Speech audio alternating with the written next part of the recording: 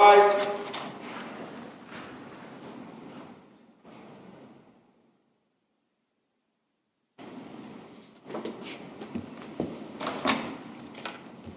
Hear ye, hear ye, hear ye. All persons having anything to do before the Honorable, the Justices of the Appeals Court, now sitting at Boston, within and for the Commonwealth, draw near, give your attendance, and you shall be heard. God save the Commonwealth of Massachusetts. Court is open. Please be seated.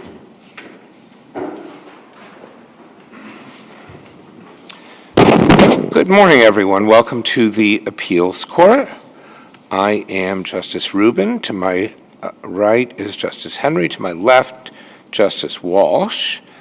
And we will be hearing maybe 6 cases this morning, or this morning and this afternoon in all likelihood.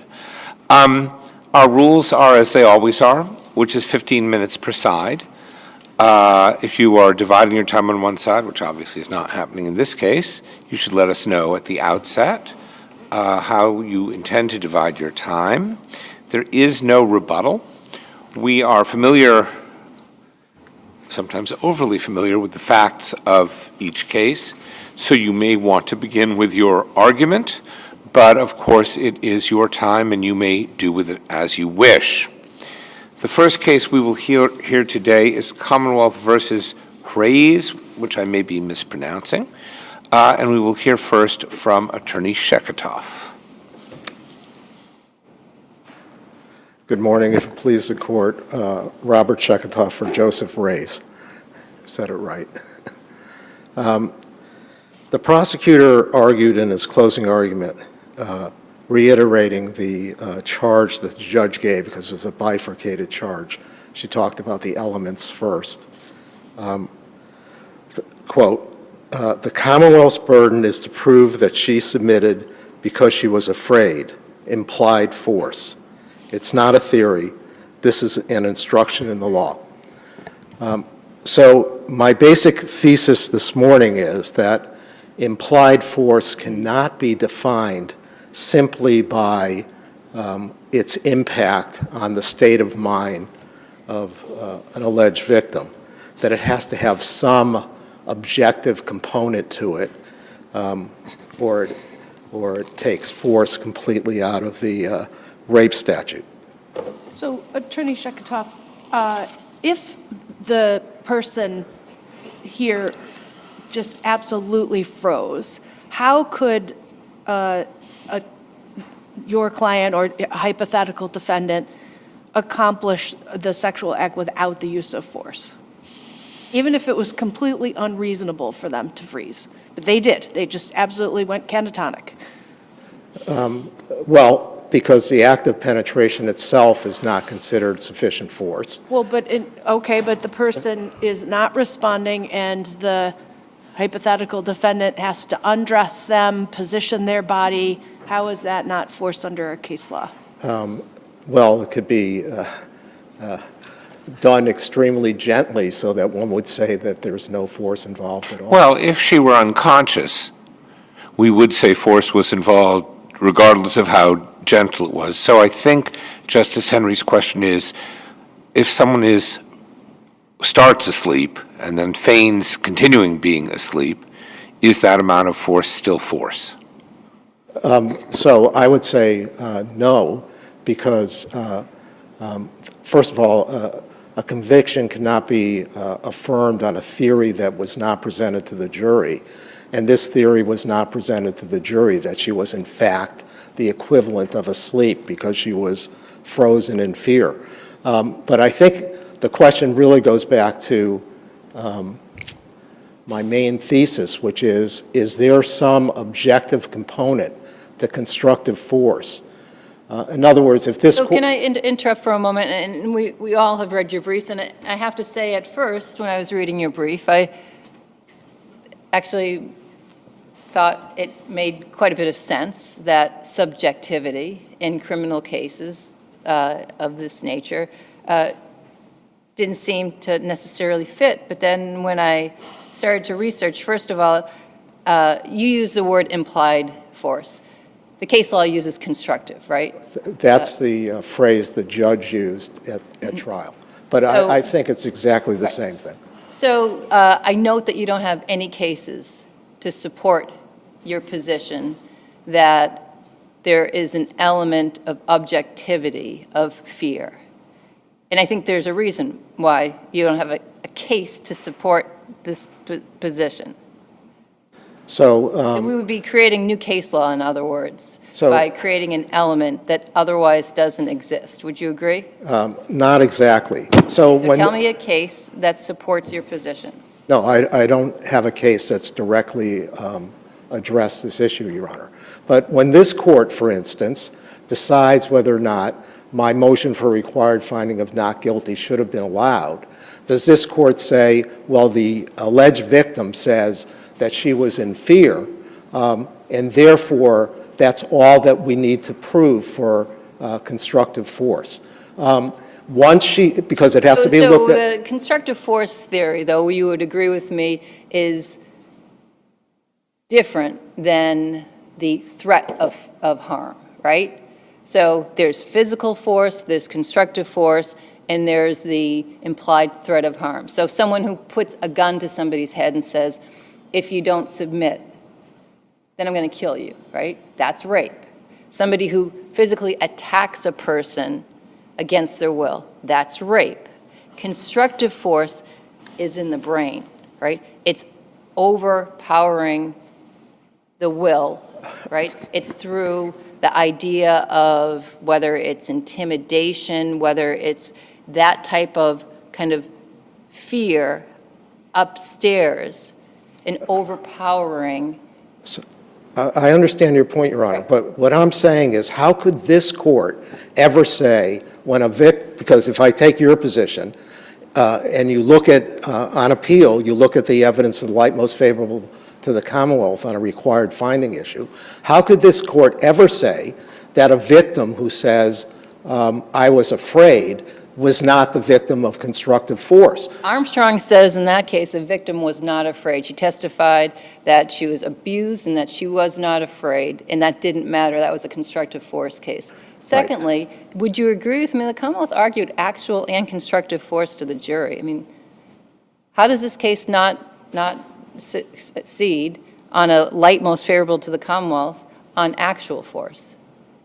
So the Commonwealth did not argue actual force to the jury. They specifically argued implied force and nothing else. And they agreed to that during the charge conference and all along. Weren't they instructed on both? The judge instructed on every theory of force that there is. I'm not saying, I didn't say. Did you object to any of those instructions? I know you asked for a reasonableness Right. instruction, but did you object to the inclusion of theories that were not? So I wasn't trial counsel, but. Well, did defense? I understand, Your Honor. Trial counsel saved his rights on not charging on reasonableness. But Justice Walsh,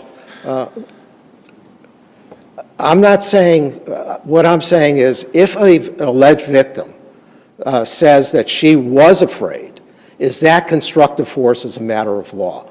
I'm not saying you can't find constructive force when she doesn't claim she was afraid, but if there's no objective component, then, for instance, let's say this alleged victim was afraid of red shirts, and my client wore a red shirt to bed, and she was actually and honestly afraid and frozen because he was wearing a red shirt. Would this court affirm on appeal a motion for required finding of not guilty? And if the answer to that is no, then the mere fact of her being afraid is not sufficient. There has to be some. What I'm suggesting to you in constructive force, fear is not the element that we look at. Constructive force is whether the person's will was overborne.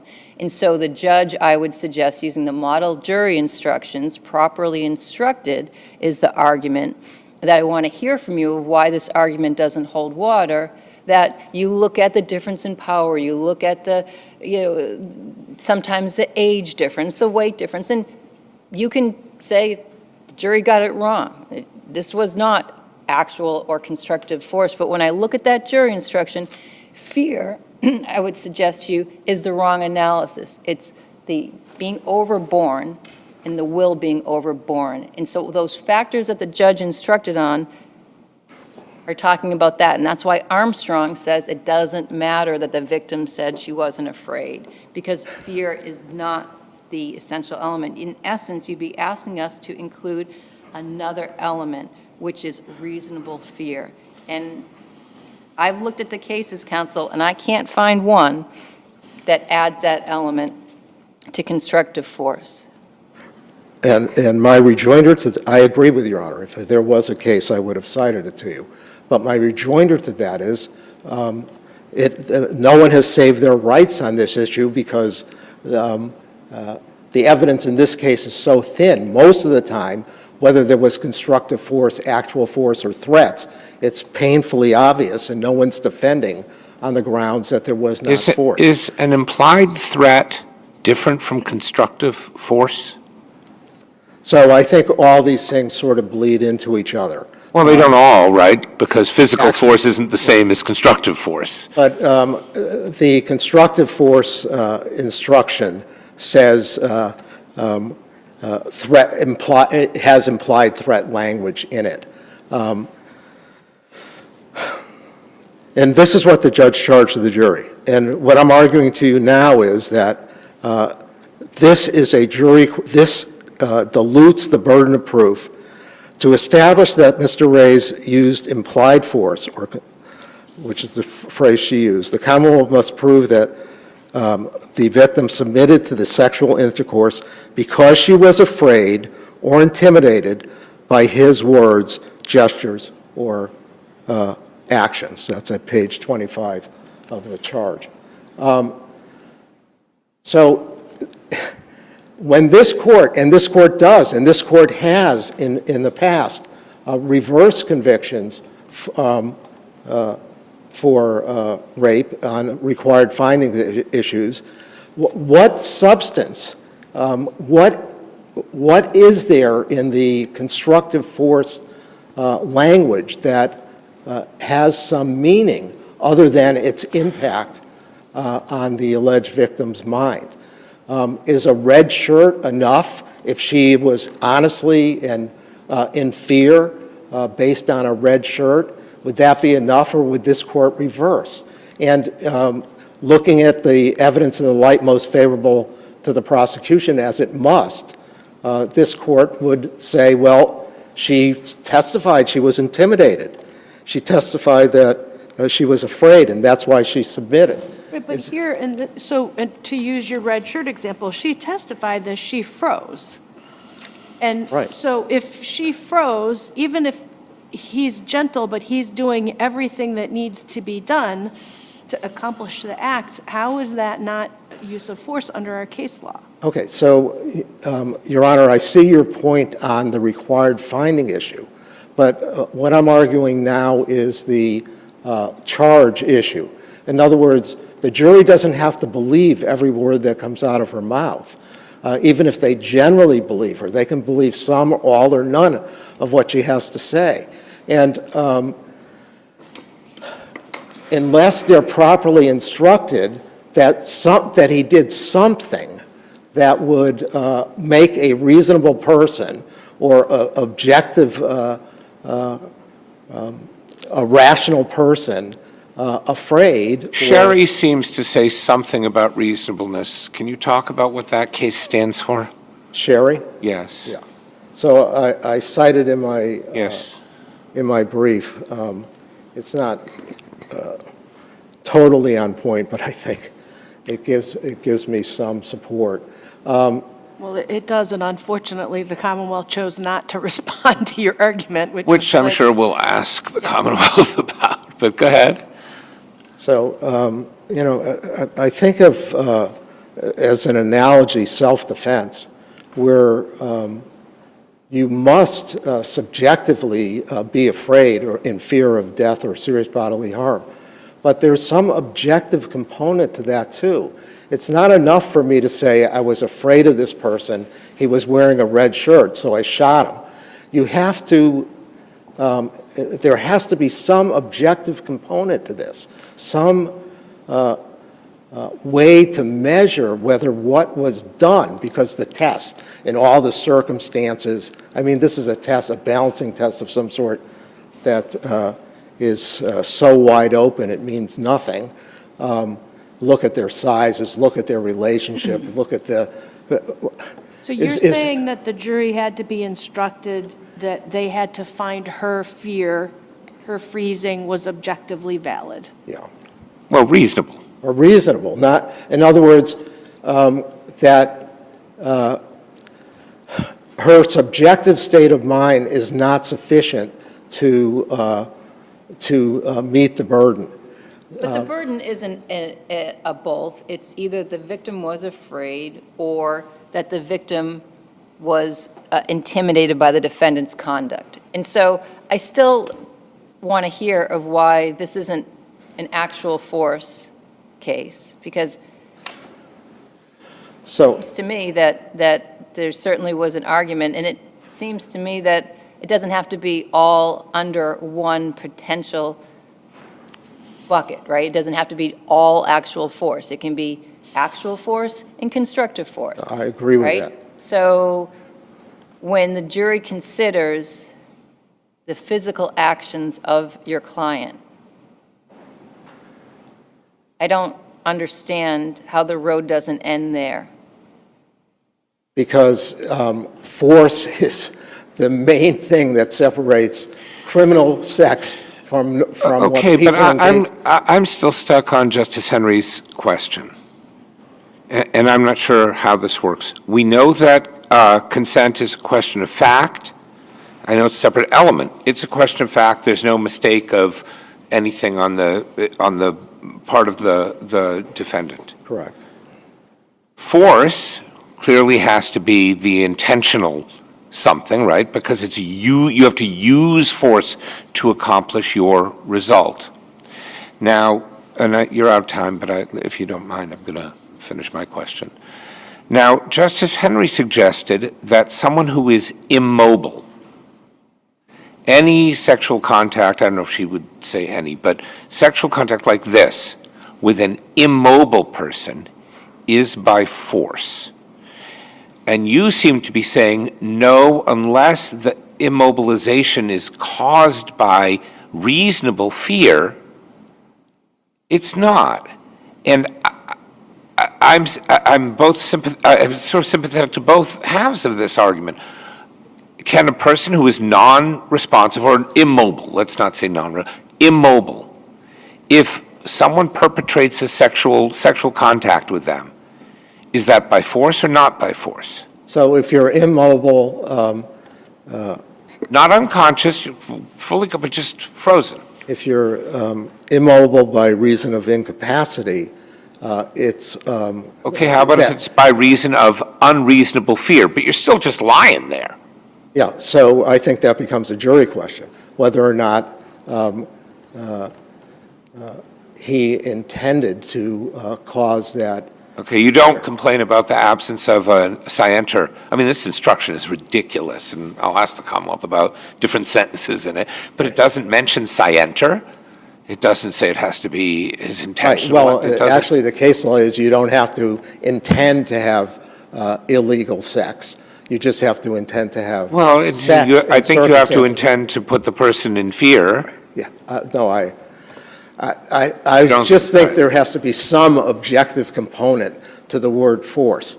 It can't be defined simply by the impact on the alleged victim, because if she's telling the truth that it had an impact of intimidation and fear, then as a matter of law, no matter what he did, whether he just wore a red shirt or anything else, he would have committed rape. Thank you. I did have one quick question for you. Do you agree that in the light most favorable to the Commonwealth for purposes of the sufficiency argument, that evidence was that the victim had not consented to sexual contact? Yes, she said she didn't consent. Can I ask you another question? I know your time is up. I want to use a hypothetical, and I don't want to be inflammatory. You doubtless recall what former President Trump said on an audio tape that was revealed prior to his first election about a way that he would interact with some women, true or not. Would that act be by force if you just grabbed someone?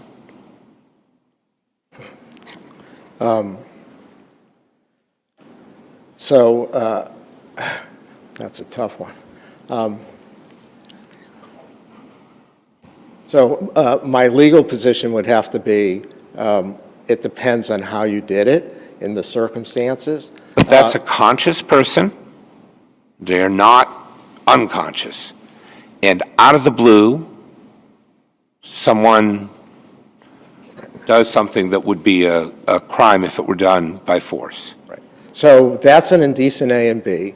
And he was convicted in this case of indecent A and B. I'm not arguing, I have argued nothing on indecent A and B. I would say that what President Trump said he did would be an indecent A and B and not a... Okay, but I understand, but And let's you say don't someone need- grabbed someone because they were lying in bed together, and so it wasn't merely an indecent A and B, it would be some form of rape if it was done by force. The person is conscious, and the alleged perpetrator simply grabs her. So it would depend on whether or not the amount of force used was, in my view, reasonable to create intimidation or fear. It doesn't have any time for intimidation or fear. You don't even realize it's about to happen. And then it does. Force or not force? Depends on the amount of, it depends on how it's done. I mean, you can touch someone lovingly in an inappropriate way, and... Well, it might still be rape. I'm sorry? You might think it's loving, but it might still be rape. Right? So, yeah, I've been doing this for, May will be 50 years. I've seen the pendulum swing from, what I consider to be complete insanity, where a defense lawyer would stand up and say to a judge, it's his girlfriend on a bail argument, no matter how badly she was beaten up. And that was you could actually say that out loud, to something where we're at now, where, the line between young people engaging in sexual exploration and rape may have disappeared completely. But this isn't that case. Thank you. We will hear from the Commonwealth now from Attorney McGowan. Good morning. May it please the court, ADA David McGowan for the Commonwealth. I can start right with Your Honor's hypothetical. If there was penetration with what former President and soon-to-be current President Trump did, that's rape. It's penetration without consent. That's what our case law By boils down to. force. Of course it's without consent, but it has to be by force also. But the penetration, in my reading of the case law, and there is not a case that says this either, which is unhelpful, maybe this could be the opportunity, but where there is penetration without consent, there's inherent force. That's rape. You've eliminated the second element that the higher court keeps telling us is a separate element, so that can't be right? That's what The case law says about it's sufficient of the act itself, right? If the person's unconscious, is all the case law says so far. Exactly. And I fully agree with the court. There isn't a case that dispenses with the force element. I'm not suggesting the court dispense with an element in any way. But as the case law unfolds, reviewing various factual scenarios, predominantly under the constructive force cases, this is what ultimately ends up being the conclusion I draw from the body of the case law, is that if there's penetration without consent, how can it not be rape? And what we have here is both actual and constructive, but the nub of the interesting issue raised by my brother is what... Well, okay, some of us have sons, and that is problematic, because if they are fooling around and then she freezes and he doesn't notice, which is quite unfortunately common, and there's now scientific studies that say sometimes people freeze, he could engage in penetration and she will feel raped and he won't know that he's engaging in force because he doesn't realize she's frozen. I'm sympathetic. I'm a man myself. I was a youth. I don't have sons. I have daughters. But that's still problematic. I'm going to go out on a limb and say it doesn't matter what kind of children anyone has. These are legal questions. Well, but the law of the, I would be very happy if the legislature changed the law to say that affirmative consent is not required, but that seems to be, but that's not our law. One could argue that Mr. Sheketoff is right, that that's perhaps crazy, but it's not our law. And so what you just described makes affirmative consent required, which seems to me would be, do you agree that would be a change in the law? No. I think the Commonwealth has a burden to prove lack of consent. And there's these cases, I've tried a number of them in the sexual assault unit. These cases are very difficult to prove. As Mr. Sheketoff mentioned, You've proven lack of consent. It's not contested. I was going to Justice Henry's question. It's not contested here, but in terms of the dynamic that, and the hypothetical and the concern that Justice Henry raised, jurors are vetting these claims all the time, and these are very difficult cases. And I think there's a survivorship bias in some respect to the cases that come before this court because they ended up in a conviction. That's all to my point. And I'm sorry, what's the bias that, because it ended up here, what? a survival bias. This court doesn't review acquittals. Right, that is. That's yes. all. That's what I mean by that. Now, I'm not suggesting to get rid of force, but to put an objectively reasonable component.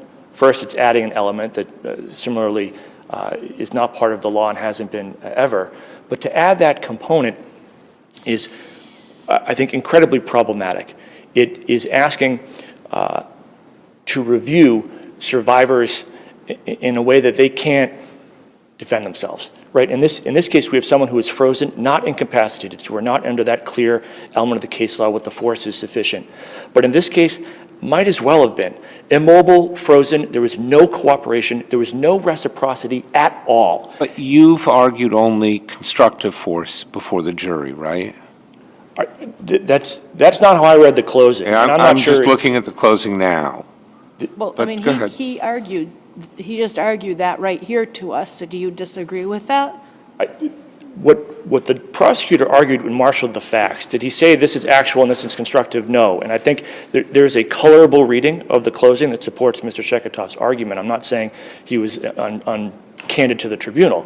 What I'm saying is the way I read that case and the way these facts unfold is this began as an indecent assault and battery from a sleeping victim. So this began as an actual force with the painful pinching of nipples. So this began as actual force and that continued through. So then she was awoken.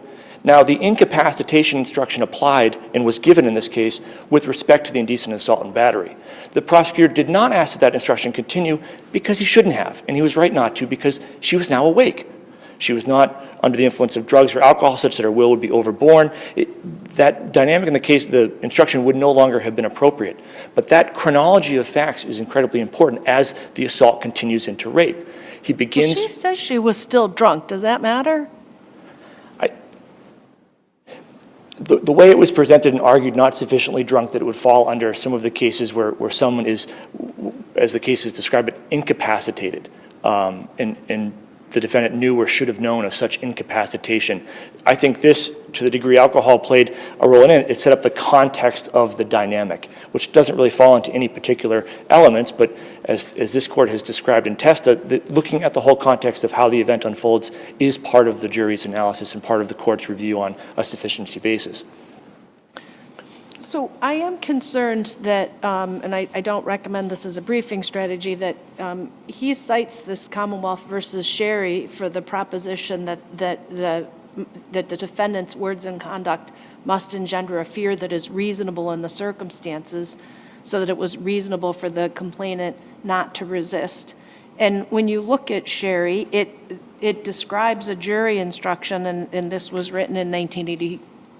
So not thrilled with the language, but going to the arc of the cases, it says that the man has to have this purpose of having sexual intercourse against her will, or by threats or bodily harm inferred or expressed. And then it says, which engendered fear, quote, reasonable in the circumstances, ... so that it was reasonable for her not to resist. So, but you don't address this case. I don't, and frankly, I missed it. And Okay. I Well, will because look at it, and if a 16L is appropriate here, I wouldn't, but I would But the submit one. Supreme Judicial Court picks it back up again in Felix F., which is not a rape case, so always dangerous when we start analogizing. But, I mean, this is Judge Hines, so very different from 1982. And she says, for purposes of the rape statute, quote, threats of bodily harm may be expressed or implied, and I'm quoting, so long as it is reasonable in the circumstances for the complainant to be in fear and not resist. So that sounds like, you know, and I found one other case which gets cited in here, I don't have it in front of me, but Commonwealth versus Chow also picks up on this. So we have at least 3 cases that say this. So what are we supposed to do with that? Well, the court in Caracola also analogizes to armed robbery, where someone's saying, I was afraid of my life when the robber ran off with, I believe it was a purse. That was sufficient, and that wasn't didn't evaluate whether reasonableness of it. So it appears that there's 2 different areas of focusing on the quality of the fear, what the threat is. And here, I'm not suggesting, I don't think the facts support a theory of threats here, but to answer Your Honor's question, threats could be laughable. I will tickle you severely with this feather if you don't submit to my advances. That is unreasonable. Forcing oneself. Wait a minute. So that would not be rape? I think if a jury convicts and this court's reviewing on sufficiency, I believe it can be. If Threatening someone with something nonsensical, consent, I'm never going to watch another episode of Seinfeld.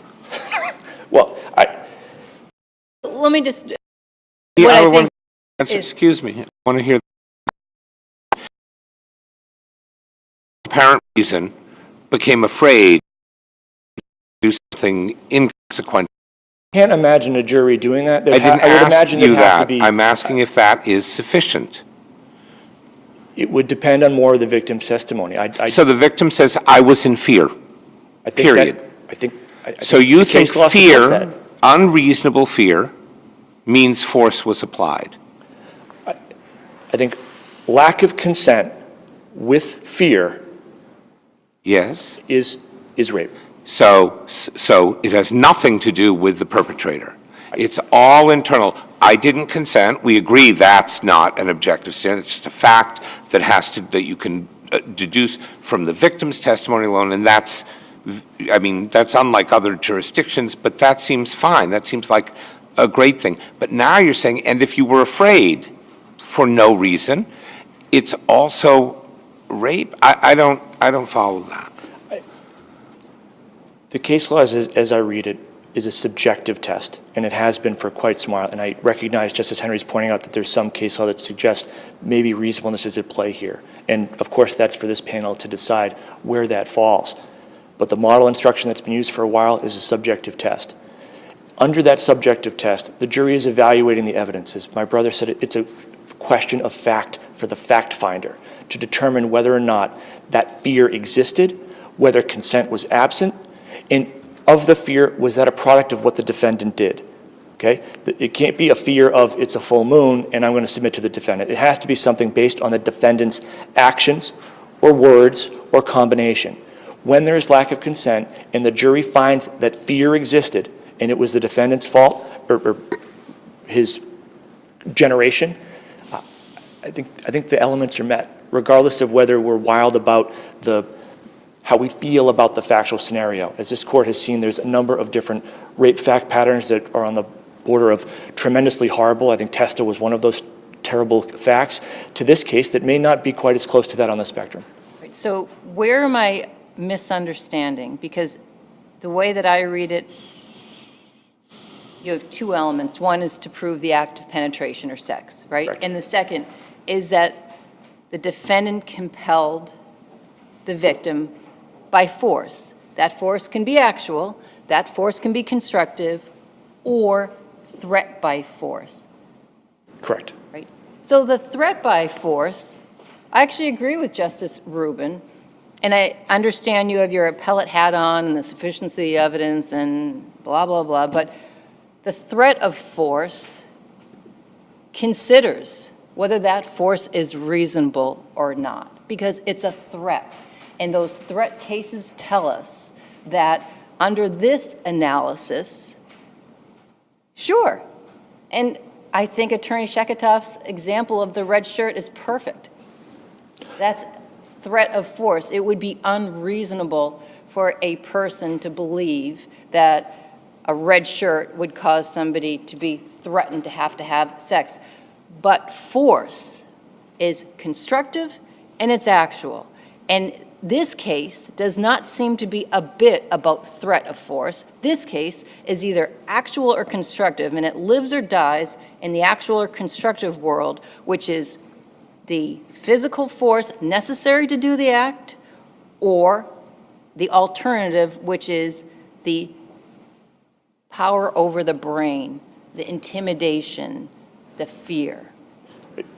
I agree with Your Honor completely, and I think to modify my statements earlier, I think under a threat of force cases, of which this is not, I think looking at the reasonableness of the victim and how they respond to that force is appropriate. And Tell me what the constructive force is that isn't a threat of further violence. Well, here there isn't a threat, do this or else. No, it's not articulated as a threat, but where is the, if you're saying this is an actual force case, okay, I don't know, I'll have to look and see if that's argued. I think maybe it is an actual force case. But as a constructive force case, tell me what it is that, I mean, it seems to me that if the victim is in fear, she's in fear of something. What? She's woken up from her sleep. I agree with that. To in the middle of it happening, sexual assault. Yes, there's absolutely force.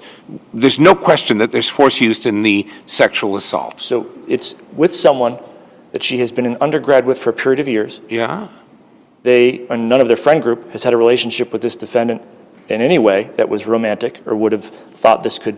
No, I get it. It's force and it's unwanted and it's out of the blue, apparently, and right?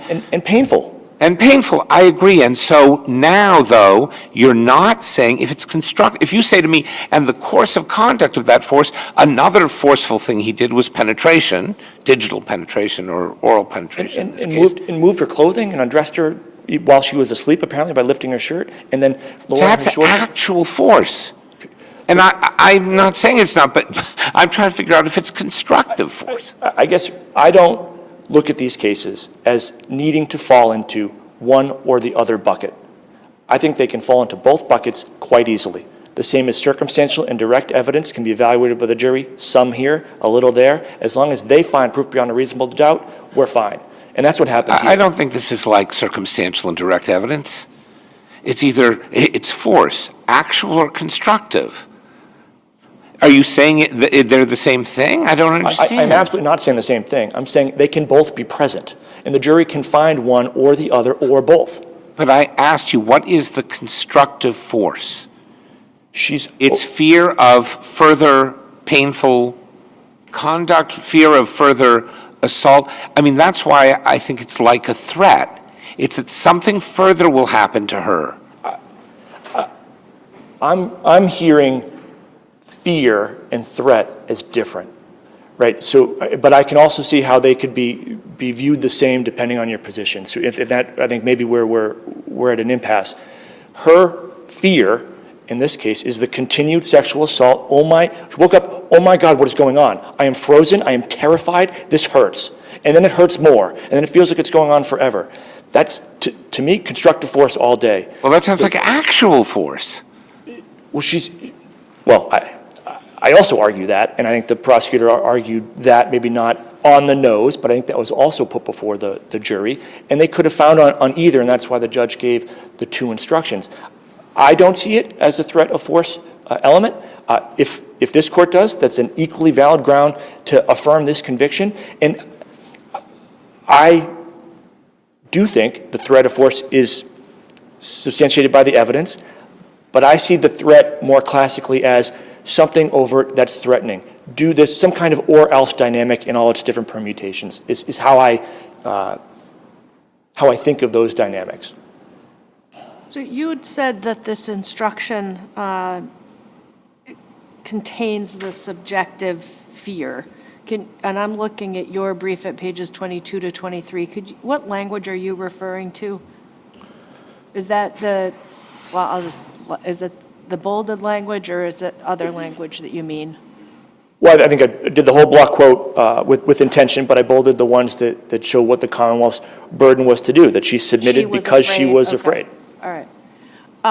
Okay, and then this may be more of a comment, but you described the Commonwealth versus Pereira cases holding that the physical force element of rape was satisfied by the defendant nudging the victim to the floor, removing her clothes, and penetration. And I do want to caution you that I don't think that's a fair description of the case. If you keep reading, the paragraph says she was saying no and telling him to stop. And I don't just trust my view, so I searched the case to see how this court has subsequently summarized that case, and in every single summation, which is only a couple, we've noted the saying no.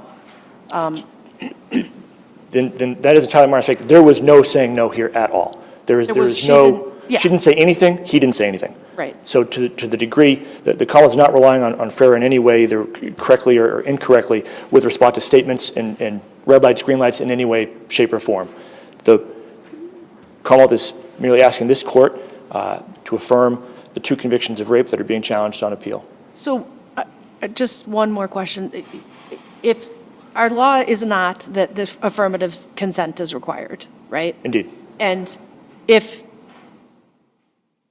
basically what you're saying, though, is if someone freezes, reasonable or not, but they just freeze, that's essentially going to be rape. If there's then a sex act, that's rape as a matter of law. Is there somewhere in between where it wouldn't be? Well, I think practically speaking, if a jury were to find that and it comes to this court, my answer is yes. But jurors are vetting that dynamic every day throughout the Commonwealth in our courts. And these are really difficult cases. And frequently, they don't lead in convictions. And rightly or wrongly, based on the evidence. And so I do think part of the challenge here is the survivorship bias of the cases that come to the court are generally strong. And it feels like to me at the appellate level that the Commonwealth is winning these all the time, and this is a problem. There's a potential for a parade of horribles of almost what Mr. Sheketoff, I'm paraphrasing, these accidents, these kids learning about adulthood and adult relations. My reading of the case law is that it's a pretty low threshold with these two, with actual and constructive, and that's the law. It's up to this panel to modify it, or the general court to modify their statute. But as I'm reading it, I think that's a fair reading, that without consent. Yeah, I don't want to classify this as exploration or whatever. There's a plain sexual assault at the beginning of this. I'm not. I was characterizing my brother. I was characterizing that is completely clear. The question, though, is, for us, is this somewhat tricky one, although, as I say, I think it's easier to make the actual force case in this case. But Reading these, I know I'm over my time, reading these cases, it does become a little frustrating and tricky to line up what is the correct path to perfection here. And I wish it wasn't as tricky. I wish this was a little clearer, but of course these are fact determinative. And to be clear, I was paraphrasing my brother, and I think this is a valid conviction. I think the jury did the right thing, and I'm asking this court to affirm those convictions. anything else from anyone else? Thank you for both for taking the extra time. Very helpful arguments for us, and a very terrible case as well. Our next case is number 23934, and this is, it is partially impounded, and I don't know if that includes the name of the individual. It does include the name of the individual? No. Yes, It does, so It does. we'll say Commonwealth versus an individual. his name was Perry. Yeah, nothing was impounded to my knowledge. We will hear first from Attorney Burkholder. Good morning, Your Honors. May it please the Court, Fred Burkholder on behalf of Kenneth Perry. You read our briefs. I think they set forth the issues fairly clearly. I just want to highlight a few things. You know, I see a fair number of these cases, and the ones that I see vary in severity, but usually are all fairly extreme. This one is not. Part of it, of course, has to do with the motion in limine that was granted and the ruling that, you know, the references to the additional misconduct couldn't be included within both the testimony as well as the report. So that's what the jury saw. So, yeah, can I just pause you on that for a moment? I Please. was a little confused as to the state of the record on the criminal charges of which the defendant was not convicted. So is the Commonwealth correct that those records were provided to the expert witnesses, but there was no testimony before the jury and the expert reports were redacted? Yes. Frankly, of all the parts of this type of case law that confuses me the most, it's that. Because Marquardt says you can't include anything that's not a conviction. It's got to be excluded, and that was the basis for the redactions. Then Mazzarino says under 14C, it all comes in. Yeah. And then you read, for instance, in this case where you have Dr. Bell, who initially says he's sexually dangerous and then says he isn't. In his initial report, he references the two additional misconducts, and in his subsequent opinion, he does not. So, assuming that we have to look at them because that's the law, it's still not the kind of case that is overwhelming. And I guess I directed something that it hit me this morning getting ready, and that was the reason why Dr. Bell changed his opinion. I have tremendous respect for Dr. Bell. I read a ton of his reports. Usually they're not favorable to me, and this one happens to be. And why did he change his mind? He changed his mind because he said in the initial report that Mr. Perry has little insight into his deviant sexual interest and sexual offending, namely managing sexual urges in the community. His contradictory statements and either denial or unwillingness to acknowledge his sexual attraction to boys and men are considerable impediments. Then he says in his new report, which resulted in a not dangerousness opinion, that he's demonstrated increased insight into his casual offending and readily acknowledged past inaccurate statements he's made due to his denial and lack of insight. And what that doesn't say is he also acknowledged that he was bisexual. So now all of a sudden, the impediment for his recognition of what all the treatment's designed to do is to identify what the problem is and try to find a cause for it, has been eliminated. Here's my other problem with this case, and I'm not going to go on forever because I know you folks have all day full of cases. Dr. Peretti makes some statements that trouble me.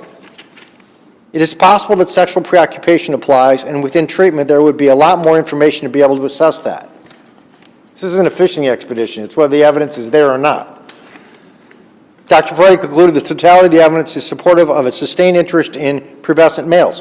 What? Doesn't say. But if you were to read the record in the light most favorable to the Commonwealth, you wouldn't include those ones, would you? You'd include, Well, and that's yeah. the lens that we review. And I am not unsympathetic to your work as an attorney, because I think the challenge is tremendous. To leave in the jury's hands a case of any of this nature, right? Well, this guy, I mean, But on appellate review, right, I don't disagree. In your world, this is one of the least extreme cases. In a juror's world, who are the fact finders here, they don't have your breadth of experience and knowledge. And so I'm not unsympathetic to that, but in the light most favorable to the Commonwealth, they heard from one expert who disagreed with two or three other opinions. Sufficiency of the evidence. but the test is, in your world, our world today, whether the testimony was so incredible, insubstantial, or otherwise of such quality that no reasonable person would rely upon it. Now, I That's a tough one struggled. for, I mean, this is an expert. That's Blanchard. That's And the directed I understand, evidence. but I'm saying showing that an expert's opinion is insubstantial is a lift, right? I mean, in particular, there's this diagnosis of pedophilia shared with one of the, maybe it's Bell, one of the other examiners who concludes, I don't want to say examiner because they're not all qualified examiners, one of the other experts who says not sexually dangerous, but they both say pedophilia. And that's sort of the bedrock basis, I take it, of Peretti's conclusions, right? This is someone who has this condition. Can I Yeah, say something? please. But shouldn't even be the way that it is. The reports indicate and I understand the difference between diagnostic criteria and statutory criteria. Under DSM-3, you've got to have a 6-month pattern, all right? I Now, think we're at DSM, wait, we're at DSM 6, aren't 5 or 6? Well, this one was 5, Okay, as I recall. okay. Under Reese, a case very similar to this, there wasn't the 6-month, but the court took the position that you could look at the multitude of the evidence. So I know I'm up against that. That's the same scenario that we have here. So then we have to look at, basically, if we're going to look at, as Dr. Peretti says, we have to look at basically everything. Let's look who we have. The guy's never had a criminal record. He's been married twice. Sure, the offenses occurred while he was married. He was employed. He got a high school diploma. He has a resource plan that's in existence that's fairly reasonable. It's got some alternatives in it, but I think that's likely when you're in a situation where your family has illness within it and the like. And he's done every bit of treatment that he can. Now, sure, he took his time. While he was in custody, he could have went right on to MTC. He didn't do that. Then when he was initially found to be probable cause, he didn't jump right in. But when he did jump in, he's done really well. He's now a peer aide. He's now doing a security position in the institution. I guess my point I'm Can I trying ask to you a make... question about the 6 months? Yes. Okay. If we had in the record the prior information about prior sexual acts that apparently is excluded, we might say 6 months. I don't think so. They're not, then the next question becomes, do we aggregate or do we say over a 6-month period? And I don't know the answer to that, and I've never seen anything that tells me. Let's, and that's because how far apart are the offenses? Well, one was in 2012, December 2002, one was dismissed, and the other one was 2010. That sounds like 8 years. That's more than 6 months. But that's when the offenses came to light Okay. and were addressed. But here's my question. That's not when they occurred. Now we have an expert report. I don't understand this. The expert report is based on those facts. Redacting them from the report doesn't redact them from the mind of the person who wrote the sentence, sexually dangerous.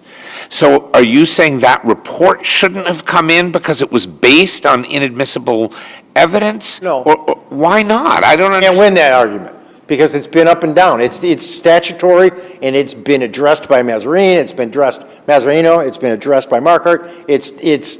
I mean, it's there. It's been challenged so many times that far better And the lawyers than I reason took it a comes shot in at is it. because of evidentiary rules about reports can rely on inadmissible evidence in order to, Statutory. oh, it's statutory. 14C says anything that can basically come in, and then Mazzarino interpreted it and said accordingly, and the like. So it's statutory. And that's the same thing that when two motions in limine that I highlight in my brief are addressed. One pertains to whether or not the hearsay should be excluded from the report and redacted. I win that, or my prior counsel wins that. But the one with regards to probation records, because they're mentioned statutory, are there, and you pull up the probation records, and there they are, right there in front of you. So you're stuck with them. And the jury sees that. No, that's the point. I mean, it's a gobbly mess. And, all right, so I want to talk about one more thing, and then I'll stop talking. And your appeal is not based upon that. Your appeal is based upon, Because because you're it's- limited, right, because you have this case law going the other way. I'm stuck with the statute. I mean, I'm stuck with I the. understood, so I'm not unsympathetic, I'm just trying to, Yeah, I'm stuck with the statute, I'm stuck with Mazzarino, and every case that is followed from it, including even Markford acknowledges it and the like. The only other thing I want to talk about real briefly is this, and that's the development that he's made in treatment, that Dr. Bell recognizes, that now he acknowledges, now he knows he has to avoid situations that are in place, and most importantly, last thing I'm going to say, he has sex offender treatment as part of his probation. And one case that I took to this court 3 times, the man just was released on a Section 9. And the basis for the release was because they brought in enough testimony that said he's going to be on probation and he's required to get treatment. And that's basically what I'm saying is the situation here. He, according to Dr. Bell and the other experts, he's gotten to the point where now he's the additional treatment he's going to get is going to get him over the edge. He's not there yet. Dr. Bell admits that. But with the pedophilia diagnosis, and I always say this when I argue these cases, so come back to me in 20 years? Because that's really what we got. If we got pedophilia, and if you're going to say he still has these problems and he's going to address and the like, I've seen many, many experts say you're never not in need of treatment. Well, Who gets to draw the line? I mean, I think there's a serious constitutional question with the whole system when we send people to something called a treatment center for something that is untreatable, and then hold them for their natural life, which we don't even have in the criminal law anymore. Maybe we do, I don't think so. But that's not what this case is about. can I just ask as a practitioner, and it doesn't really have any relevance to this particular case, although it's on the outskirts. Any idea, just in your years of experience, jury versus jury waived trials, how many people are convicted of SDP? They never let us have jury waived trials. We went through all that during Yes. COVID, and I think the case was called Mackey, and a lawyer much smarter than I brought it up and lost. Or even during COVID, you could. Yeah, do jury it was waived brought up trials? during COVID, and I can't think of what that lawyer's name. He was actually one of my mentors. That guy was smart. And that's statutory as well, or just the Commonwealth won't agree to it? The Commonwealth wouldn't agree to it. And he took every constitutional argument that he could. John Day's his name. And he brought it up and tried every argument in the world, and they said no. And then COVID cleared, it was over with. Has there ever been a case in which the Commonwealth has agreed? I That you know, just. maybe I think I've probably have read a decision or two over the years, but certainly not many. Right. And they're not, I mean, frankly, if I was sitting in there, I wouldn't either. No, I I understand. mean, you know how these offenses are viewed by the common public?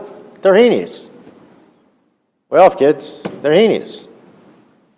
I have nothing further. If there are any questions. Thank you very much. We will hear next from Attorney Crane.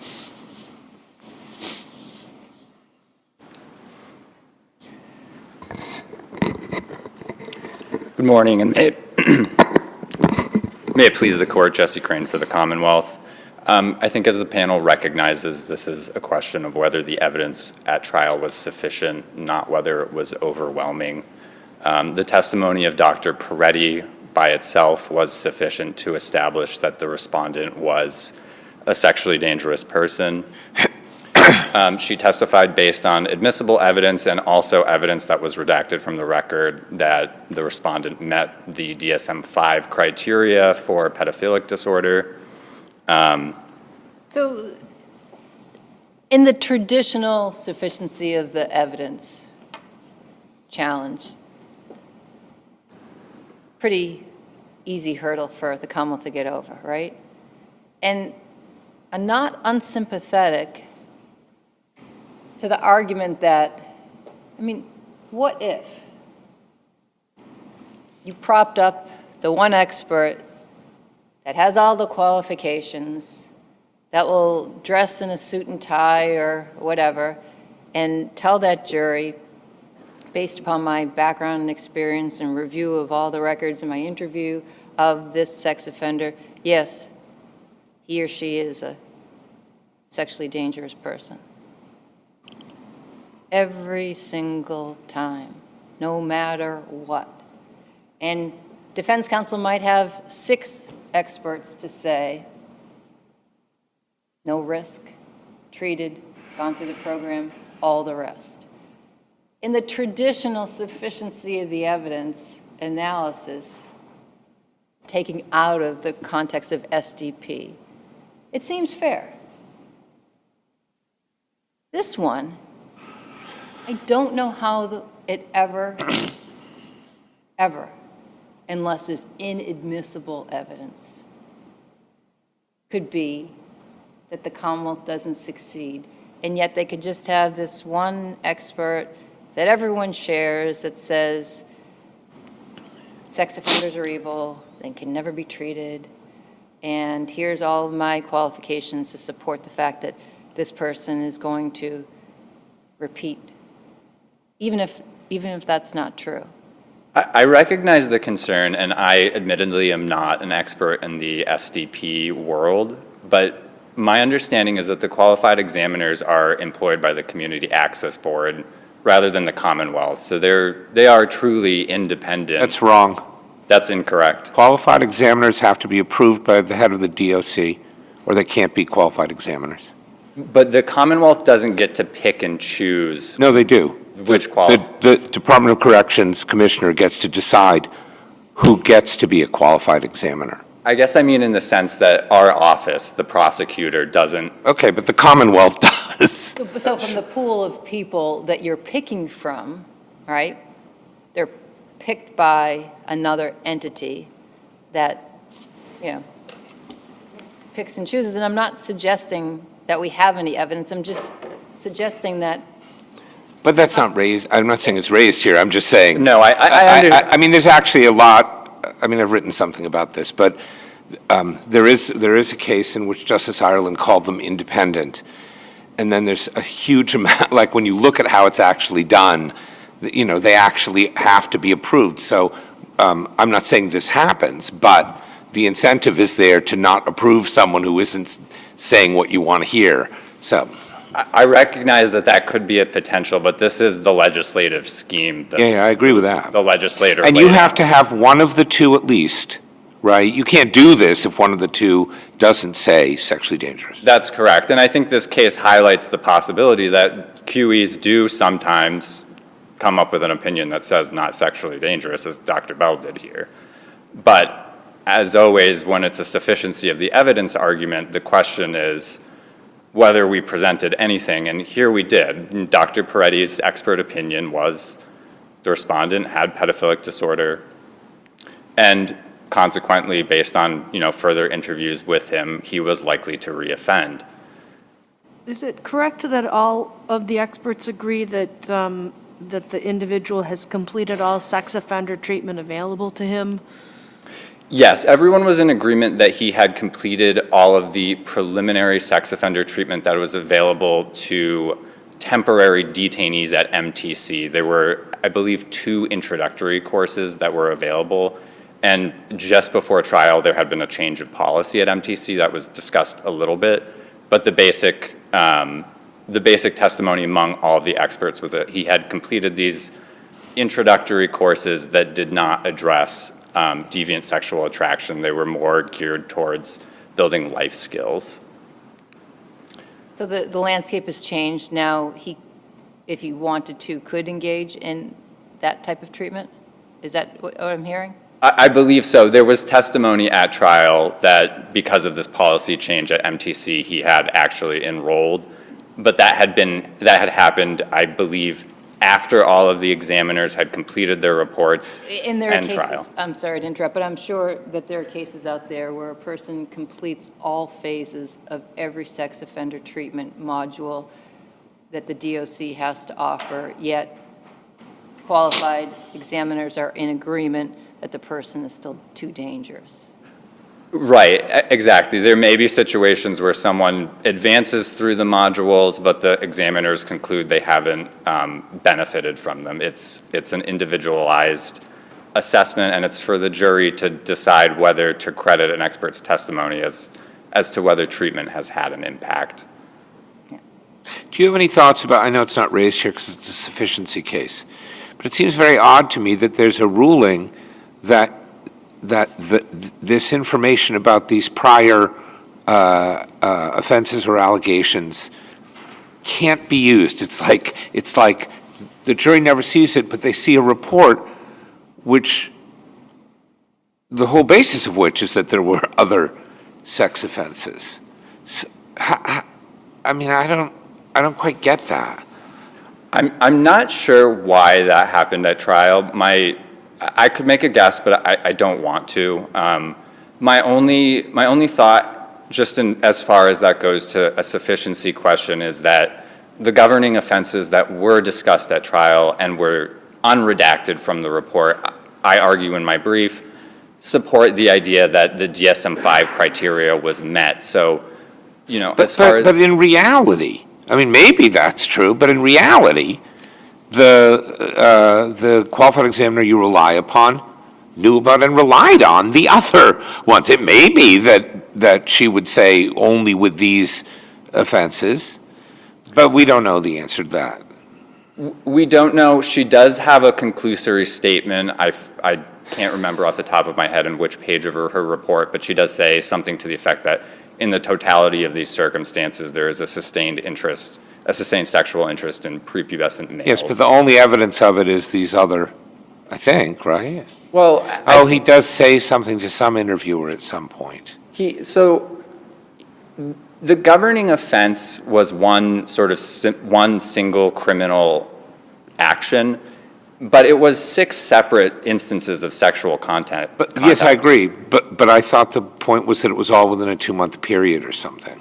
Right. I mean, it's terrible, but I think it's a reasonable inference for the jury and for Dr. Peretti to make, even maybe putting on blinders and not looking at the unconvicted conduct and saying, based on the DSM criteria, because you have 2 victims, so many instances of sexual contact, it's a reasonable inference to say that there were sexual urges or fantasies beyond just But do you agree with your colleague that this can come in? This report based on this is not problematic, even though those events can't be mentioned and have to be redacted.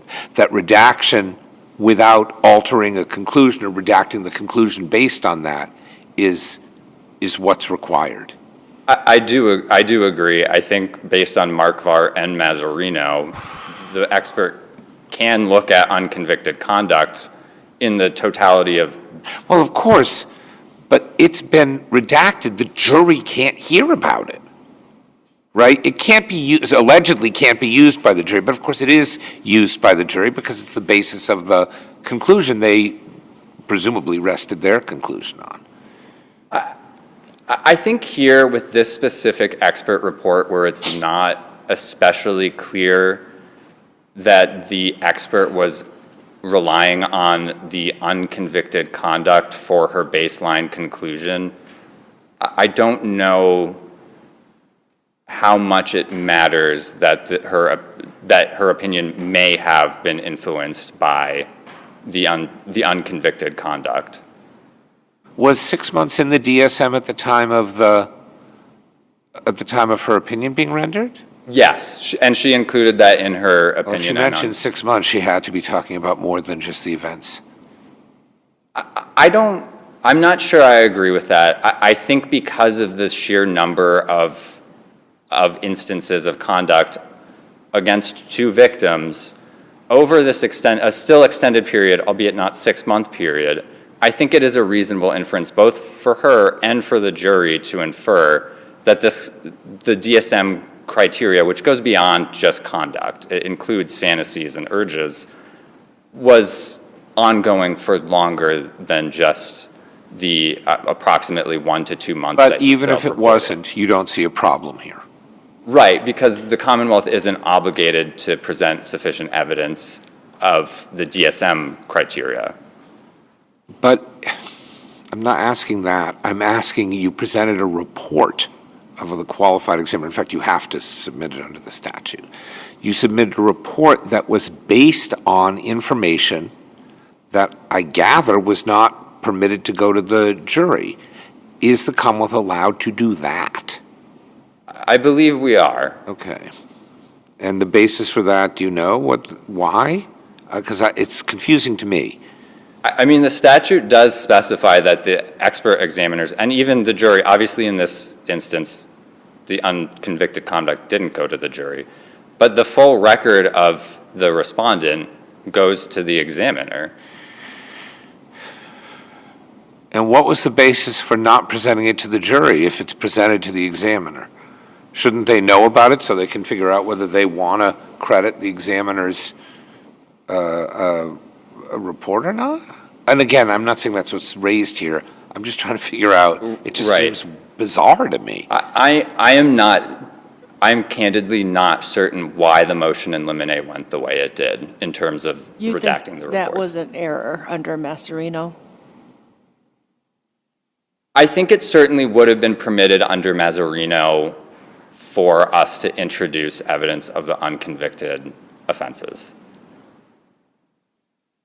You're saying prior bad acts that that resulted in not convictions, but we're not talking about a criminal case of proving intent or motive. And I know we're getting far afield, but I think the judge got it right in not allowing in the prior not guilties to the jury.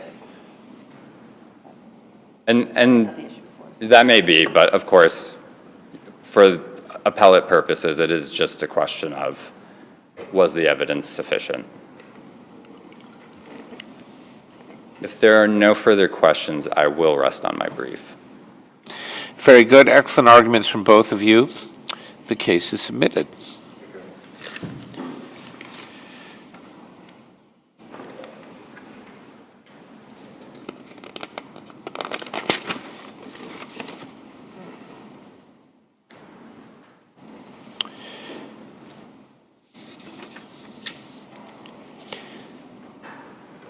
The next case is number 24783. This is Commonwealth versus Corbett.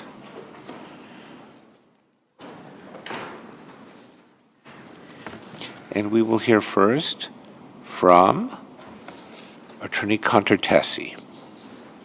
Please the court, Adriana Contertesi for the defendant appellant, Mr. Corbett, who contends that the in-court identification of him by the victim was really inadmissible pursuant to the Creighton familiarity exception, and the prejudice that resulted from that really did deny defense cross-examination, and also to paraphrase what Creighton actually said about what resulted from this problem is all that is lost by barring suggestive IDs where there is no good reason is the unfair evidentiary weight of a needlessly suggestive show-up ID that might be given more weight by a jury than it deserves. Okay, that's a police identification, right? That's not an in-court identification, am I right? I'm trying to remember.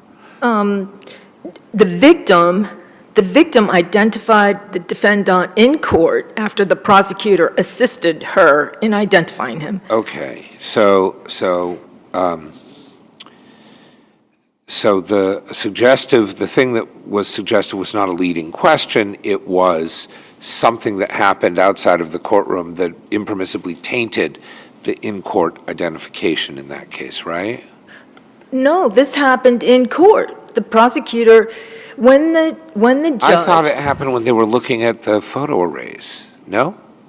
Oh, No. maybe I'm thinking of a different case. So, but the problem I suggest was... Pardon me, Judge, I quoted the little dialogue in my brief. It's right there. Yes, So Judge, sorry.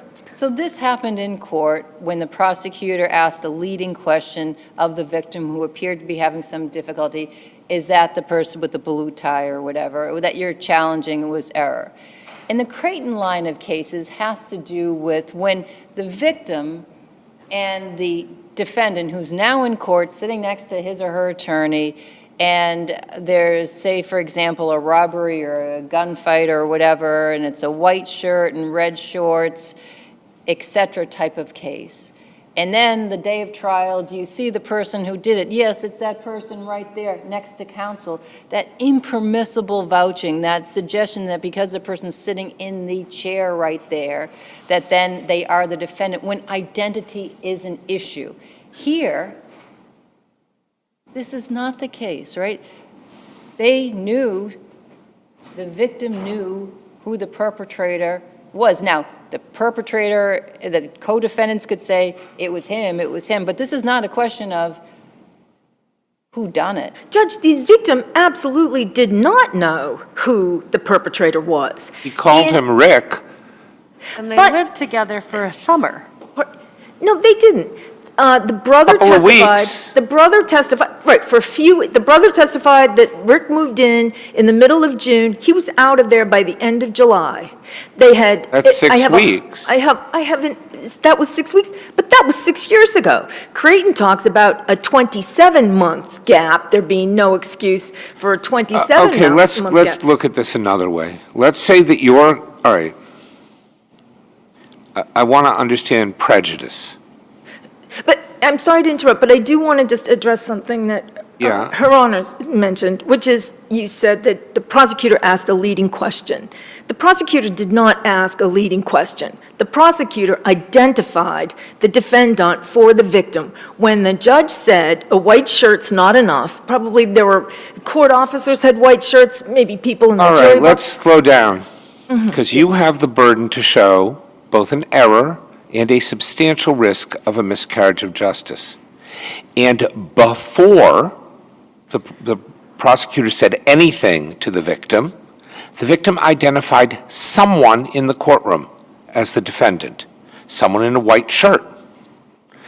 Your hypothesis is, we don't know which person it was, but you've presented no evidence that how many people were there in white shirts? Is there any reason to think that he was identifying someone else, and that this coaching act, and it wasn't quite coaching because he said, is he wearing a tie? Is there another color on him? Now, is he wearing a tie might be leading. That seems clear to me. So right, so now the victim is by hypothesis, but you haven't proven this. There's been no hearing about it. There's no fact finding. Maybe he's like, oh, the white shirt guy I picked isn't wearing a tie. I better go find someone here who's in a tie. And then he says, it's blue. And although you mentioned purple in the heading of your brief, you don't make this argument that it's really a purple tie. Some people said blue, so okay. And let's say that's adequate to identify this guy. I don't know how many people were in the courtroom, whatever. So unprompted, he said white shirt. And unprompted, he said blue. Maybe prompted, he says tie. So now he's looking around the ties. But your hypothesis is he doesn't know who the defendant is at all. He's identified some strange person in a white shirt. I just don't see how you've shown that. Well, first of all, the trial court did not think that white shirt was enough. And I we know couldn't that agree any more. court Maybe there were officers- 2 people in white shirts. Well, we know that the court officers had white shirts, and what would have happened? What would have happened if that victim Not had every bumped error, into somebody in the not jury every box? error is a structural error. Not every error is automatic reversal. You have a burden to show substantial risk of a miscarriage of justice without knowing who else was in the courtroom. So, for example, the sibling. You suggest that maybe the victim confused the two of them. I don't know if the sibling was in the courtroom that day and could have been wearing a white shirt. You haven't shown anything like that. No, there's no argument that the sibling, there's no record that she. Okay, But so- the 6 years ago that the defendant was at the house during the perpetration of this crime, we know that the victim would have seen both the defendant and his brother in bed with the mother. So now you're saying, in fact, if the sibling wasn't there, yes, he may well have, or she may well, I don't actually know, the victim may well have identified the defendant, but really that was a confusion because they looked the same. What the defendant really meant was the sibling, But that has nothing to do with this tie business or that there's a different person with a white shirt.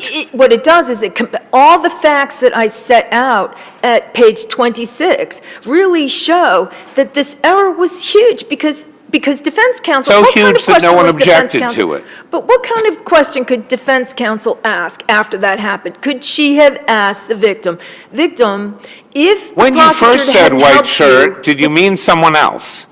if the prosecutor hadn't helped you, would you have pointed to the defendant? I mean, Well, that would be a foolish question to ask, because the answer is going to be yes, and then you're reinforcing the identification. But it just is a demonstration of a complete It deprivation is of not a cross-examination. complete deprivation. Yes. I of don't even think cross-examination. the in-court identification is that important to the case. Well, I think it's totally the case, because the brother had so much motive to lie. And look, even the jury, who took 2 days to come to verdicts in this case, refer to the question that the jury asked. The jury said, does the brother, who got the favorable sentence on this second offense of statutory rape, will he still get to keep his favorable sentence if the brother isn't convicted, or will his sentence be increased? That was the question that the jury asked. So I don't think I'm making a mistake. This happened, it was first of all an error, it was a confusion and a misuse of the Creighton exception. And secondly, it was a due process deprivation. It did. Did the victim testify that 2 different people raped him? Yes, she did. Okay, so now what are you talking about? Why does the identification matter? Because she left 2 notes. 2 times she had said only one person raped her, and she said that it was Rick, but there were plenty of facts to show that she could have confused these 2 people. And we also know that the brother had... Sorry, confused them? Yes, they looked alike. This was 6 years ago. Where's your evidence even that they looked alike? They went out and... Where is your evidence in the record? The same colored contact lenses. My brothers both have brown eyes, but I don't think people are confusing us all the time. Well, even defense counsel asked, at the time that the identification was about to be made, defense counsel specifically said there's a fraternal resemblance. These 2 were together in the apartment. They looked alike. They did the same things. Can I interrupt for a moment? Yes, sorry. Would it be easier to consider this, that under the line of Creighton, the issue is, I didn't do it, that the victim misidentified the white shirt and the red shorts as me? And in this case, that is not the theory. The theory is, they did it, I didn't do it. It's not about identity, it's about guilt. And so sure, the victim in your version of the facts initially actually just said it was this defendant, Rick, and didn't include the co-defendant brother, right? But the tribal issue that the jury was trying to figure out is, who do we believe? The victim who testified that 2 brothers raped me, or not? That's not identification. That's just who's culpable. No, it's an identification. I'm sorry, your point is that the victim was confused. They look the same. So why would the identification in court of someone who looks the same as the sibling be so harmful to you? As you can see, the victim continues to make this mistake, pointing to this person when really it was only the sibling. If the victim had been unable, and that is why the prosecutor stepped in. The victim was not unable to identify someone. The victim identified someone in a white shirt, and your hypothesis that it's a court officer seems a little far-fetched. Certainly you have no indication of that. But you don't even say how many people were wearing white shirts. Was there a person in a white shirt not wearing a tie? Was there? Because if there wasn't, then saying was he wearing a tie isn't leading at all. Well, the trial court did not think that that was sufficient to identify the perpetrator. white shirt wasn't Right. sufficient. The But judge that, said, no, you need okay, more. And let's say that's when I've the got, all prosecutor right, said- so I'm looking around this I know, I courtroom. was doing the same thing. Every person Because it's a court, but although it's an appeals court, it might be different. Every single person in a white shirt in here is wearing a tie. So if I were to turn to Judge Henry and say, is the person in the white shirt wearing a tie, I might then say, oh, or what color? And I wouldn't have said anything leading because everyone in a white shirt is in a tie. But you have the burden of showing substantial risk. You don't have an affidavit from someone saying this room was chock-a-block with white shirts without ties. Do you see what I mean? I'm having a hard time. How are we supposed to know how big a deal it is without knowing what the risk was?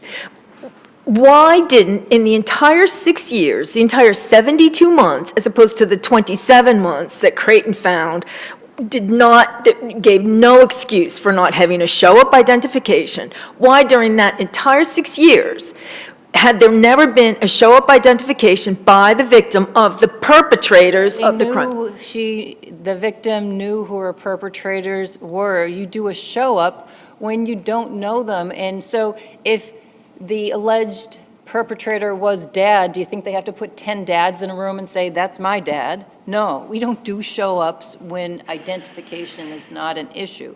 When guilt is an issue, we go to trial.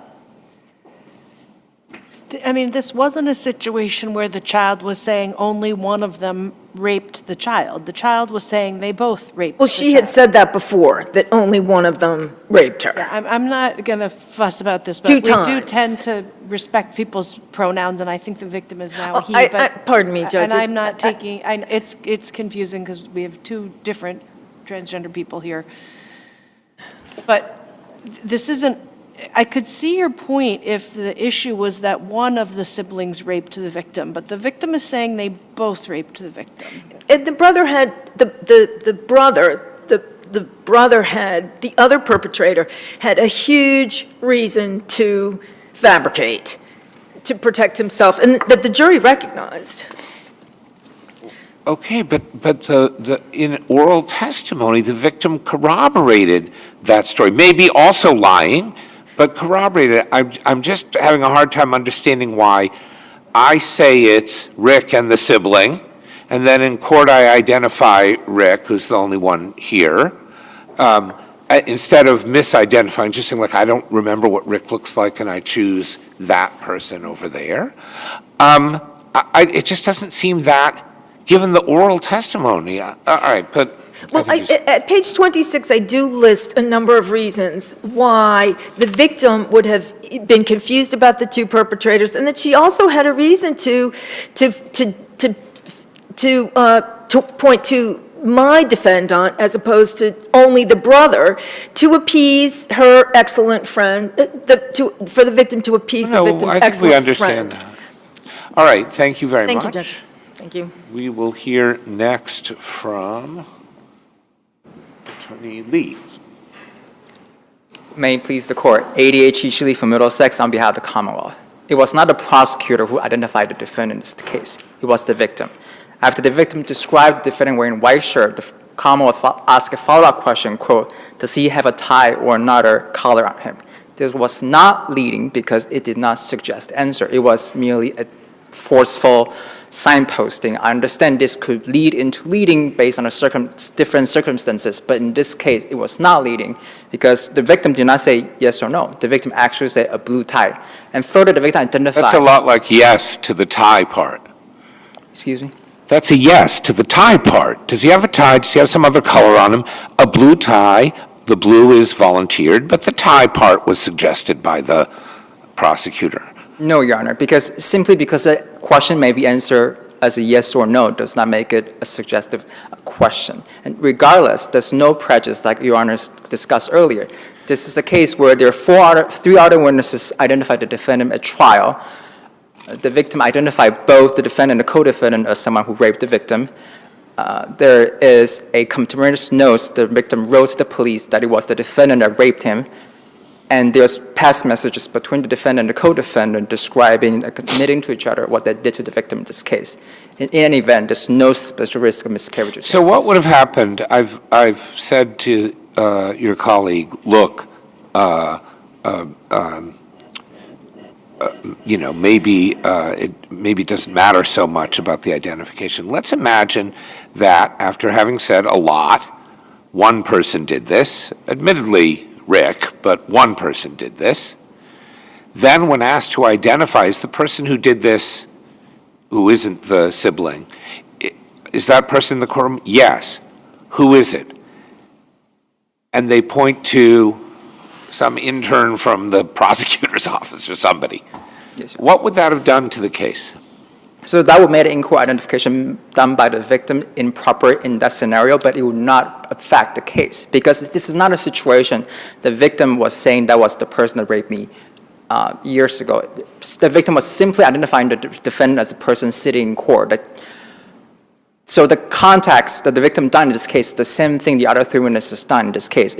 This person sitting in court right now is Richard Corbett. It's not a case where we're doing a show-up or prior identification like Justice Walsh talking about Creighton cases. This is not that situation. Why are you asking the victim that? I mean, other people have said, oh, yeah, that's Richard Corbett.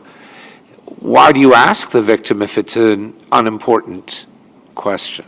So it is simply to identify the defendant in court today is actually the person they were describing earlier. I understand that, but let's say the white shirt person they were thinking of before, and I don't say there's any evidence of this, was not, in fact, Richard Corbett. It was, like I say, an intern from the DA's office who they're obviously wrongly think, oh, that looks a lot like the guy, whatever, and they say, okay, so it's that person. What happens? What happens in the case? That is, why do you say that wouldn't have been any different? I would say it would make a difference if the only evidence of in-court identification and any identification is through that in-court identification. But this is not the case here. My point is, if the only time to connect a person in court and counsel table to Richard Corbett was the in-court identification done by the victim, I can see there's a difference. But this is not the case. This is a case where three other witnesses identified the defendant. There was a prior identification written by the victim, identified it was Richard Corbett that raped him. And three other witnesses identified the defendant sitting in court was Richard Corbett. That makes no prejudice in this case. So I guess, with the hindsight and ability to review, you could say the better practice would be to say, describe another article of clothing, right? But people are entitled to fair trials, not perfect trials.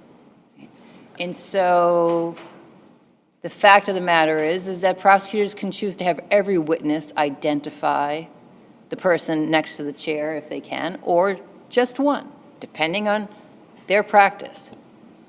Might be overkill, it might be not necessary, but they can do it, right? And that's exactly right. It is sometimes more formality than anything, as the court acknowledges, is simply to confirm the defendant sitting in court today was the person being accused. How would... Because a record is read by appellate judges after the fact, and we ask these questions of how would we know that the white shirt is the defendant? The trial judge was 100% correct in saying, give me a little bit more information so that the record can reflect that that person sitting there is that person. And so while it may have been better to say, describe another article of clothing, or are they wearing glasses or not, or X or Y, is there anything wrong with what he said? And your position is no. Exactly, and I agree the question could be more open-ended. As Justice Rubin pointed out earlier, this is a case where there was no cross-examination. The defendant could have cross-examined the victim on the case. It was not done. The jury also had opportunity to observe the in-court identification. If anything was incorrect, something would happen. But it did not happen here because identification was correct. How would a defendant ever show a substantial risk of a miscarriage of justice? For this type of alleged error, I don't think there's any, it's ever possible because the evidence was so powerful. So this error can't be reviewed effectively on appeal if it isn't objected to below, but we do allow waived claims to be reviewed for substantial risk of a miscarriage of justice. Correct. This court still review it, but I could hardly imagine when a case will actually be overturned based on this issue alone. So if I were to say, were you working on the night of January 3rd, 2025? Just because you say, yes, I was, doesn't mean that that's a leading question. Right? Exactly. You're not asking for a particular response. Right. The commentary is, isn't he wearing a shirt? I understand it's a very limited way of looking at leading question, but leading is not as broad as a lot of people think it is.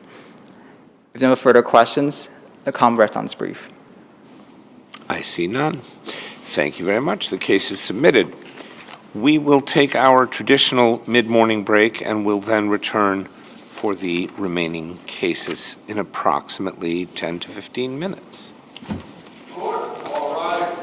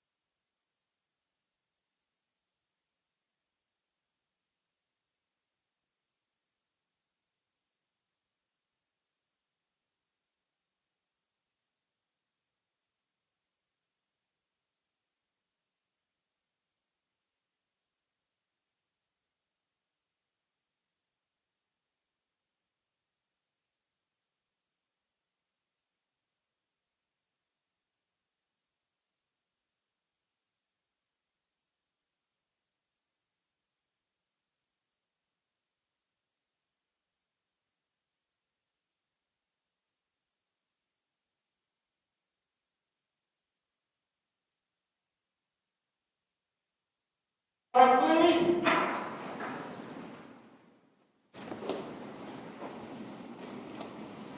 This court is now in session. Please be seated. Good morning. Our next case is number 24303. This is Department of Children and Families versus Child and Another. This is an impounded case, so we're going to not use names. We're going to ideally use words like child and mother.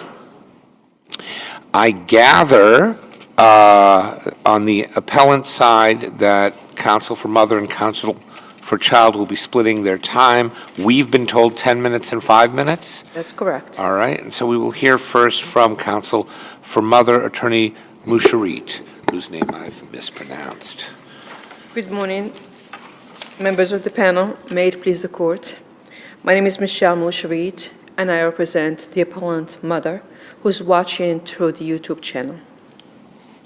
I'm here to ask this court to remand this case because the department's plan does not provide for the child's permanency, stability, and renders this child legal orphan.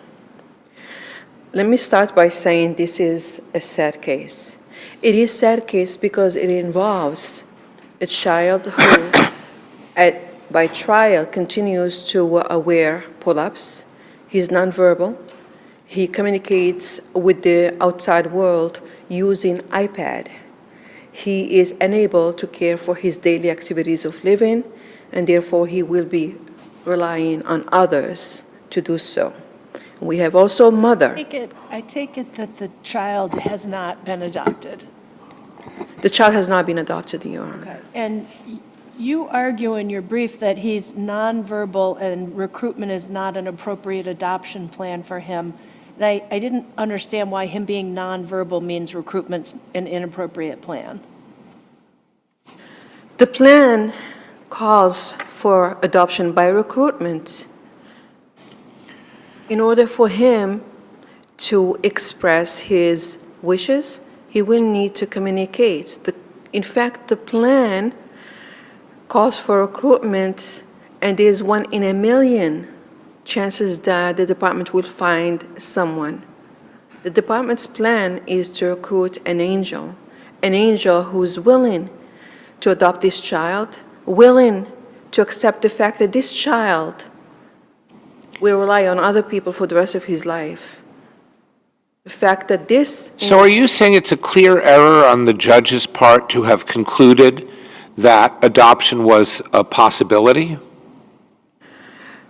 I'm arguing that it was an abuse of discretion, Justice Rogan, that this judge approved a plan that calls for adoption by recruitment, knowing that this child may not be adoptable. Well, every child may not be adopted, right? But you're saying there's a very tiny likelihood. I suppose it's not zero, but it's very, very tiny. So, and tell me why, I mean, everyone uses this phrase, legal orphan. What difference does that make? In this case, it does make a difference, Justice Robin. We have case laws. For example, we have Flora, adoption of Flora, where the parents' rights were terminated, and this court remanded the case because it was not in the best interest of the child. There are certain situations, Justice Rubin, where parents may be found unfit, but they don't require termination order. In this case, we have a mother who is willing, with all her imperfection, To do what? She can't have custody of this child. You're not arguing for that. And no, I'm not, Justice Rubin. What I'm asking for is to amend the case. I'm trying to understand how would I put this? There doesn't seem to be any indication, I can't say it won't happen, non-zero chance, but there doesn't seem to be any indication of improvement in the mother's ability to parent. That's over the 10 years that the child was with her, where, you know, the level of neglect here is, as these cases frequently are, is quite terrible. She is entitled to visitation now. I understand that could change in the future. Although even without termination of rights, it's still up to the court. DCF is the legal custodian of the child now. So I'm trying to figure out what difference it makes whether she continues to be, I mean, I understand she could bring a redetermination every maybe 6 months or something. But it also seems to me that termination may make it easier to adopt this child, even if we're only increasing it from 0.1% to, 1% to 3%. And so that's something of benefit, maybe, to the child. I mean, maybe the answer is this child is not adoptable. And that wouldn't surprise me at all, and I'll ask the department about that. But everyone uses the phrase legal orphan, and I'm trying to understand what that means in the context of a parent who really, I mean, maybe you tell me she might, I think it says in one of the briefs, she might get better in the next 6 years. But is that why it matters, or does it matter to the child? I don't understand. Justice Rubin, realistically speaking, we have a child who is not adoptable. Even by the court's record, the judge expressed her concerns about the department's Yes, plan. but at the end, she says, I believe this child is adoptable. She actually wrote, and will likely find a pre-adoptive resource soon. That's how the opinion ends.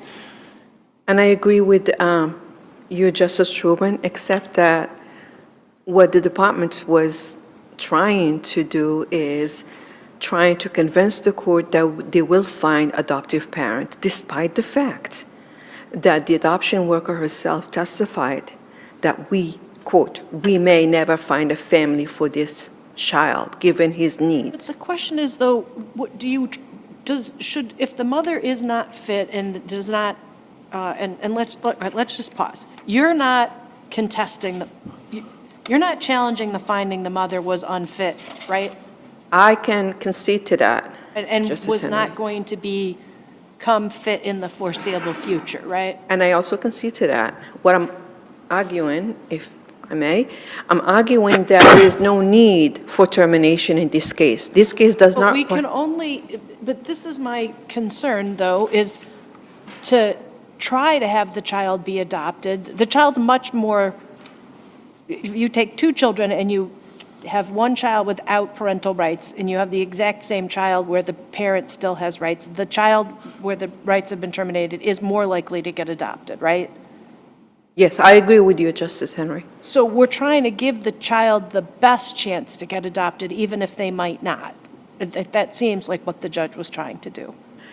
And I agree with you, Justice Henry. That's what the judge was trying to do. But realistically speaking, this child will never be adopted.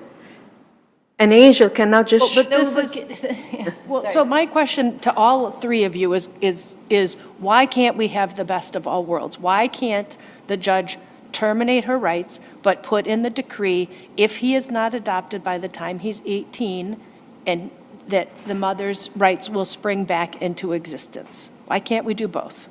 That would be ideal, but that's not what this judge. No, I understand, but is there some reason why that can't happen? Why the judge couldn't do that? The judge could have easily terminated and not issue an order. And the reason why, that would give the department chance to file. No, they still need to come up here, and because until we sign off, it's still this thing hanging over the child.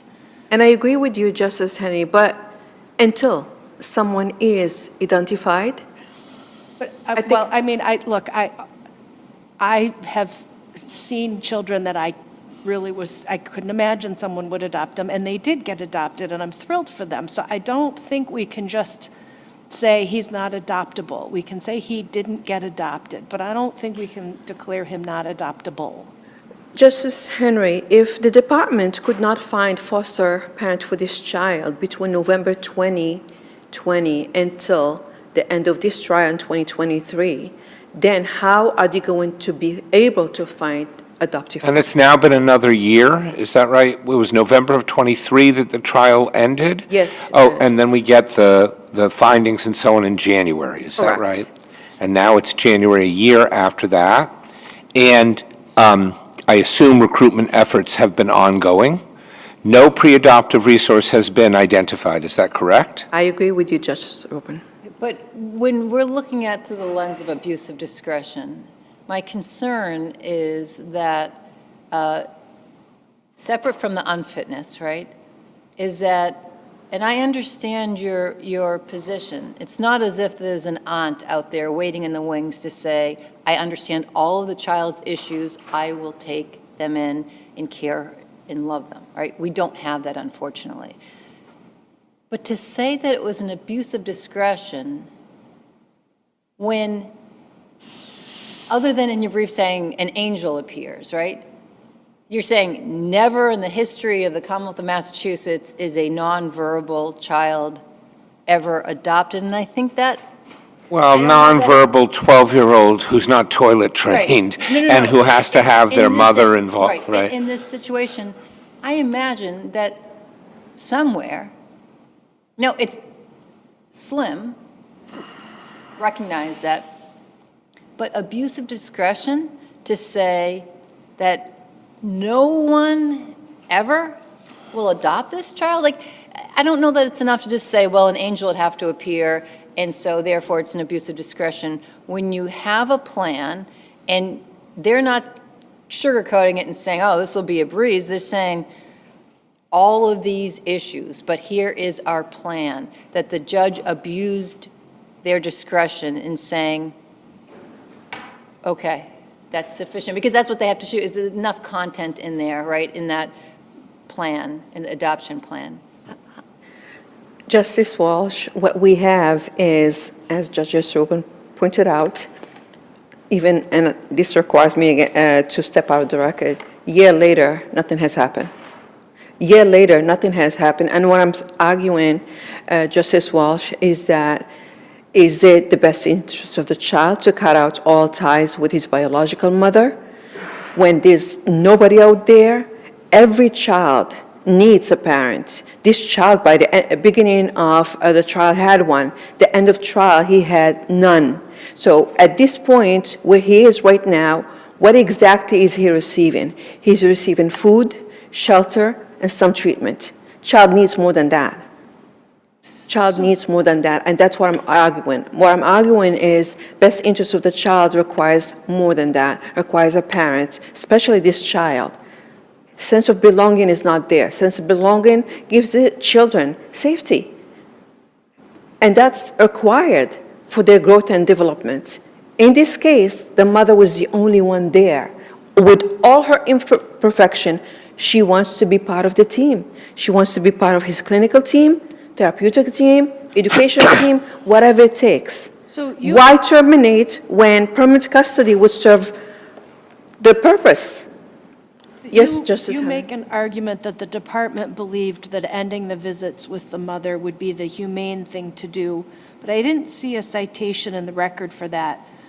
There is a reference in the transcripts, but I didn't, it's not clear from this context. So do you have a record site for that? Because when I look at this transcript, I can't quite figure out what the department was thinking. I mean, this witness, Ms. Clement, testifies on page 765 of that volume 3 that it felt like the humane result in this case, in this matter, to be quite candid. But I couldn't figure out what it was that was humane. It was a transcript, volume 5, and I believe it was page 262, Justice Henry. Going back to the goal, with termination, I should say without termination, the child will still remain in DCF custody. And in accordance with 119, Section 26C, DCF can, once identifies adoptive parents, can file a motion for review and determination and come back to court and tell the court that is, we have a plan, we identified someone.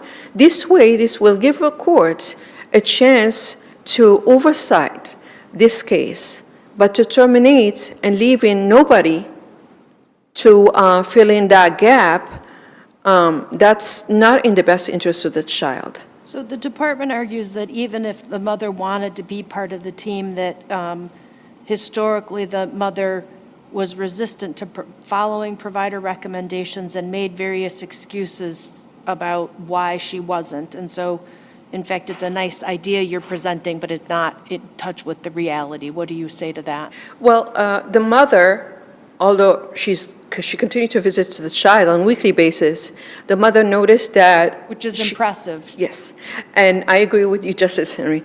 She noticed that some of the services provided in the program are beneficial to this child, which is the reason why she's not asking custody to be returned. What she's asking for is permanent custody to allow the department, once the department identifies someone. It is extremely hard for parents to agree to adoption not knowing what the future of the child holds. And this is the case here. How recently have you spoken with your client? As recently as Saturday. Okay, I had the lengthy and meeting with is her. visitation still going on? It's still going. It takes her all day. She Okay. uses public transportation. Okay. So she spends 4 hours with him. All right, your time has expired, but If there is there no are further- question, I just, I'm going to ask all three of you this question. Is there any, if he's not if we affirm and he's not adopted and turns 18, is there anything that would prevent the mother from being able to, for her to adopt him?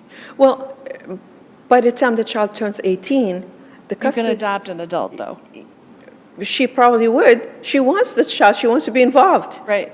So she probably would move in, but until then, this child needs an adult who can hold his hand and transition him to adulthood. I think we understand, yeah.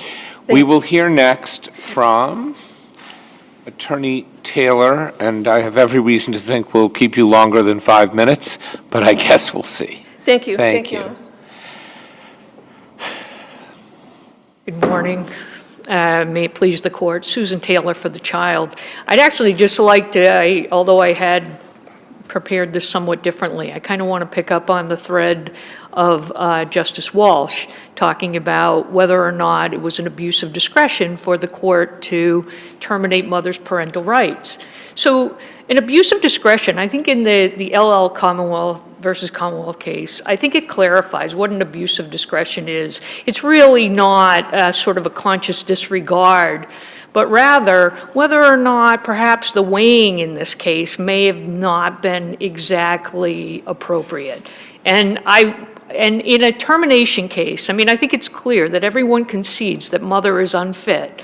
But the question is, the fact that she is unfit doesn't mandate termination. And instead, we engage in somewhat of a cost-benefit analysis.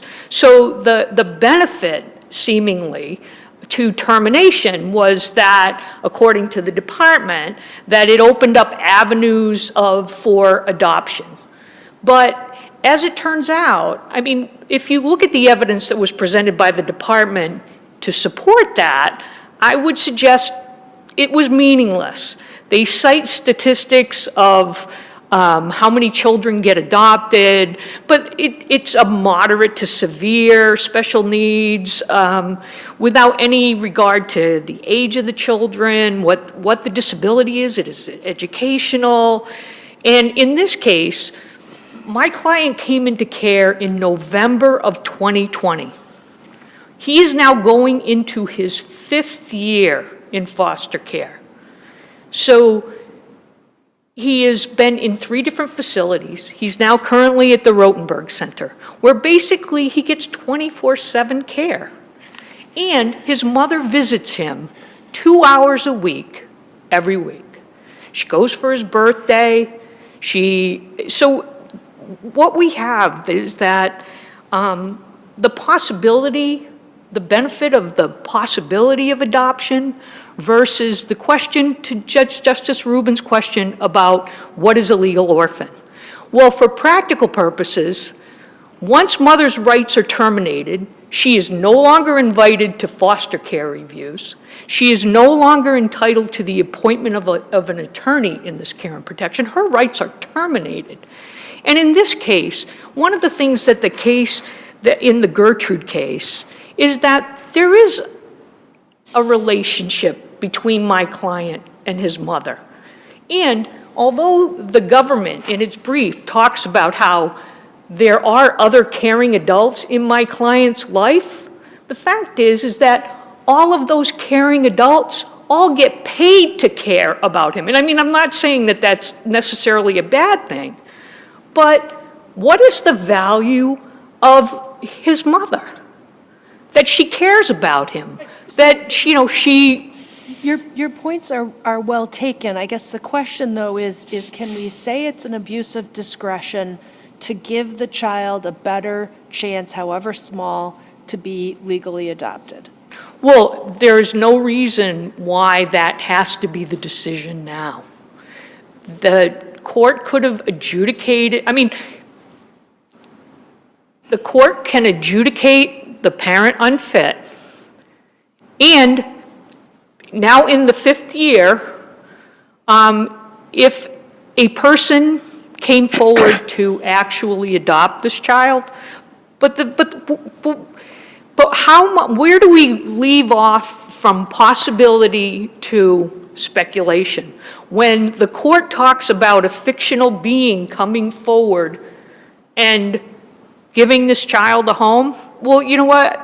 If we're talking about only an angel, if you look at the testimony of the 2 social workers, one of them knows of 2 people. She's a 30-year social worker. It's tiny. It's tiny. That it seems like that's what the record established. Which goes to the point of weighing it. So if we're going to weigh it. So why can't we have all worlds? Why can't we terminate her rights, but if he's not adopted by the time he's 18, her rights spring back into existence? Why can't we do that? Then everybody gets what they want. Well, I think actually when he turns 18, at that point there would have to be a guardian appointed to manage him. I mean, he's not going to be in the care of the department anymore. So, but that's 5 years away. That's 6 years away. He's 12. Well, I take it that the difference would be things like participation in the foster care reviews. And maybe, I don't know, if DCF wants to change the visitation schedule, would she still be entitled to litigate that after termination? Well, I think that if there was if the court would have to make a determination as to what is the appropriate amount of visitation. That's the interesting thing about it in this case, because on the one hand, one of the reasons that they say that people are more inclined to adopt if parental rights are terminated is because there really is not that kind of ongoing contact with the mother. And in this case, the court is talking about any adoptive parent should understand that this mother is going to be in the life of this child for all of her life. Can I ask you a couple questions that are outside the record? Sure. In the ensuing year plus since the trial ended, has DCF been trying to recruit someone? I'm told that they have listed him on mayor. I personally know that I saw a post on a social media that had a picture of him, but there has been no change. Has there been any interest expressed by anyone in adopting the child? No, and not only that, Your Honor, one of the things that has to happen before that even occurs is he would have to be stepped down from the level of care that he's in. He's never going to leave that. Are they continuing to look for a foster home or to step him down so he can be in, I don't know if anyone would volunteer for this, but to be in a foster home that's a home rather than an institution? but they're not able to clinically approve a step down. for Okay, so the level of care that this child needs can't even be provided right now in a house, so that adoption is literally impossible right now. That is the logical conclusion. No one has said that? No, as a matter of fact, I think one of the things that the judge says at the conclusion is, I would imagine that the first step has to be that you have to get him to where you can step him down from the level of care that he's in to a foster home, and the social worker's testimony says, we're working on it. But that has not been determined. And you're using a substituted judgment here, is that? Exactly what I was going to ask. I mean, he can't, No, he's nonverbal, Your Honor. I mean, I do well, go I know, see. people can be not verbal, and I worked in a group home Right. for, at the time, we would have said mentally retarded adults. I don't think we use that language now, but that we had nonverbal clients who were quite good at, really quite impressive Verbalizing, at yes. communicating. So but you're using your judgment, right? Yes, and that was also the substituted judgment of the trial attorney. No, I understand, and I understand. This was the child's position at trial as well? Yes, yes. Although I will say, I mean, I did file a late notice of appeal because at the time that I was assigned, I did have a conversation with trial counsel, and she had told me that she did not realize that she needed to appeal the TPR aspect of it. She thought because mother was appealing, the child would also be afforded the chance to. Oh, I see. Okay, So- that's helpful. Unless the, Just one quick question. You write in your brief, according to Dwyer, which was one of the witnesses, it's more difficult to find families for children whose parental rights remain intact. Are you doubting the accuracy of that assertion?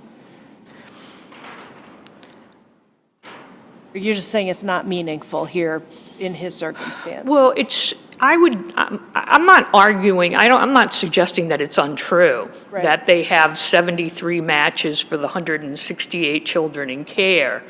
But rather, the way that it is described makes it a meaningless assertion. For all we know,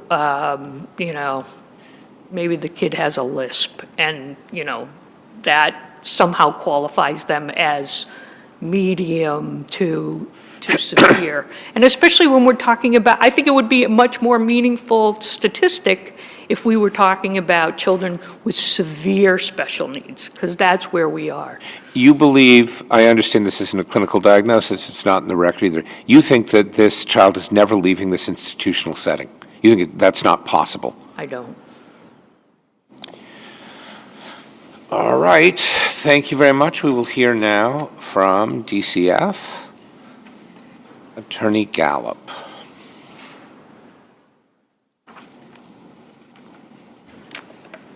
Good morning. May it please the court, Julie Gallup on behalf of the Department of Children and Families. The department is asking for this court to affirm the decree of the lower court terminating mother's parental rights. There has been a bit of discussion about things that have happened outside the record, and I did want to correct some of that information that's been communicated, if you would let me. It's my understanding that the child still is at the Judge Rottenberg Center, but that the social worker the adoption social worker, has found that he can transition to a foster home, and that as recently as this fall, there was a potential foster parent identified who met with the child, but then decided not to move forward because was concerned with how the new child would interact with children already in that home. So I just wanted to give you that information that, whether this child needs to stay in a facility until he's 18, that's not my understanding of the facts. Might it be worth remanding for the judge to consider that possibility? So the judge did not abuse her discretion when she found that the department's plan was sufficiently detailed and served the child's best interest. And the trial court, the juvenile court, retains jurisdiction over implementation of that adoption plan through the annual permanency hearings, Section 29B. So if this panel determines that it was an abuse of discretion to find that this plan was in the child's best interest, then certainly remand makes sense. It's a question of termination, not of the plan's adequacy. Pardon? The question is about termination, not about the adequacy of the plan. But part of what the court is looking at when deciding whether or not to terminate is, does termination serve a child's best interest? And part of that, analysis requires looking at the plan. Right, but their argument is that, yes, it seems like they're saying, yes, if her rights were terminated, it does somehow, some percentage, increase the chance that he might be adopted, but that the chance he's adopted is so low that whatever that marginal bump is, it just is an abuse of discretion to terminate in this circumstance. Why is that wrong? Because the judge's findings about the department's confidence in being able to find a family for this child, the judge made findings about the department's ability to find a family for this child. And those findings have not been challenged as clearly erroneous. Well, yes and no. They're arguing that those findings weren't really realistic, that the judge didn't really dive into the true likelihood that this child will be adopted, and that in fact the prediction has proven to be incorrect so far. Doesn't mean it will be, but and that this mother, the fact that she's maintaining these weekly visits and getting there from a long distance, just maintaining the weekly visits is very unusual. The fact that she's doing it like with public transportation, et cetera, is almost unheard of in these cases. It's impressive. It's impressive. To her credit, it is impressive, but at the same time, she had an obligation to help this child grow and develop, and Nobody's challenging that she was unfit to be able to maintain him in her household. But the question then is, what's the significance to the department, right? That she can't participate in the 6-month reviews? the significance to the department is that every child deserves to have a family. And so the significance to the department is to ensure that a child... a year has now passed. There hasn't been a nibble, not a bite, nothing, and you haven't even found, and I can't say I'm surprised by this, a home that will take this child on a foster basis, because let's not sugarcoat it. It's a child who's profoundly disabled, who has to wear a diaper at age 12 or 13, however old he is right now, and will, I would guess, have to for the rest of his life, since he's been 5 years in an institutional setting and that hasn't changed, who also is required by what the court has found in the child's best interest to deal with the mother of this child, who is not only unfit, but has, among other things, schizoaffective disorder. This isn't, I'm not saying there isn't a person in the world who would do it, but I've never seen it. Now, I don't see as much as you do. I mean, I see cases like this every month, unfortunately. But I've never seen anyone adopt a child like that. What we've sort of heard through various representations made to us in court is that after a kid gets to be about 10 years old, it's really hard to find someone to adopt them to begin with. So I'm just saying, I'm not saying that this is necessarily wrong. I'm not saying it requires reversal, but wouldn't it be wise for the child's benefit? Because as Mother's Counsel points out, there is a difference between it's your mom, even though she's wildly inadequate, if you're this disabled, and it's people who are paid to care for you in an institution. Mightn't it be that, having seen that the predictions really, at least for now, haven't come true, although we don't have, that the judge takes some testimony on this, try to figure out whether really it is in the child's best interests. I mean, I just would reinforce that this child deserves the opportunity and the chance to make that connection with the family. And so, to the extent that this child would need a type of guardianship, once he turns 18. And he will. The fact that he would have a family and that he could have adults who were Everyone there. agrees with that, but you haven't found a But that's family. not to say that we won't. And I don't know that. How many years will it take? Because he's 13. Which leads me back to the question I asked, which is why can't we give everybody what they want? And instead of having an and, this or that, why can't we have a both and, which is we terminate the rights, it goes through appellate review, but if, you don't succeed, then her rights spring back up. Because otherwise, you're asking a person who's got a lot of challenges, probably without an attorney, to do an adoption. Right, whereas we could do no harm, at least put them back where they were. I mean, I guess. Is there a reason why we can't do it? We meaning the system, not the three of us. Sure. I mean, I would think in terms of, I guess I don't really know how that would play out. Let's say like next month, there is actually a foster family identified, the child transitioned to that home. If they get adopted, then her rights don't spring back up. That wouldn't solve the problem for the next 5 years in the mother's ability to be involved, or if things change, to have an attorney or a voice. I guess my point here is that, A, I think that we all agree this is a terribly sad case on so many levels. Terrible. B, I actually think you're speaking the same language about a child's right and to have a parent, but the counsel's point about the weighing of the evidence, it's what the child has now versus the reality of what the child might hope to get. And I don't know if that was based in reality. So in other words, for a moment, just think of, for a moment, the facts are the same, and if the child even was 5 years old, and we could put it in the computer and say, we can predict that nobody for the next 13 years will ever adopt this child, right?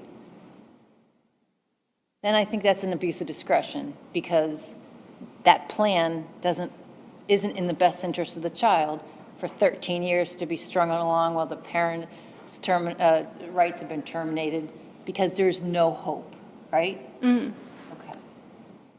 And so here, when I think of abuse of discretion, if the judge said, the department, and I'm not faulting the department because I think everybody here is trying to do what they consider to be the best out of a worse situation.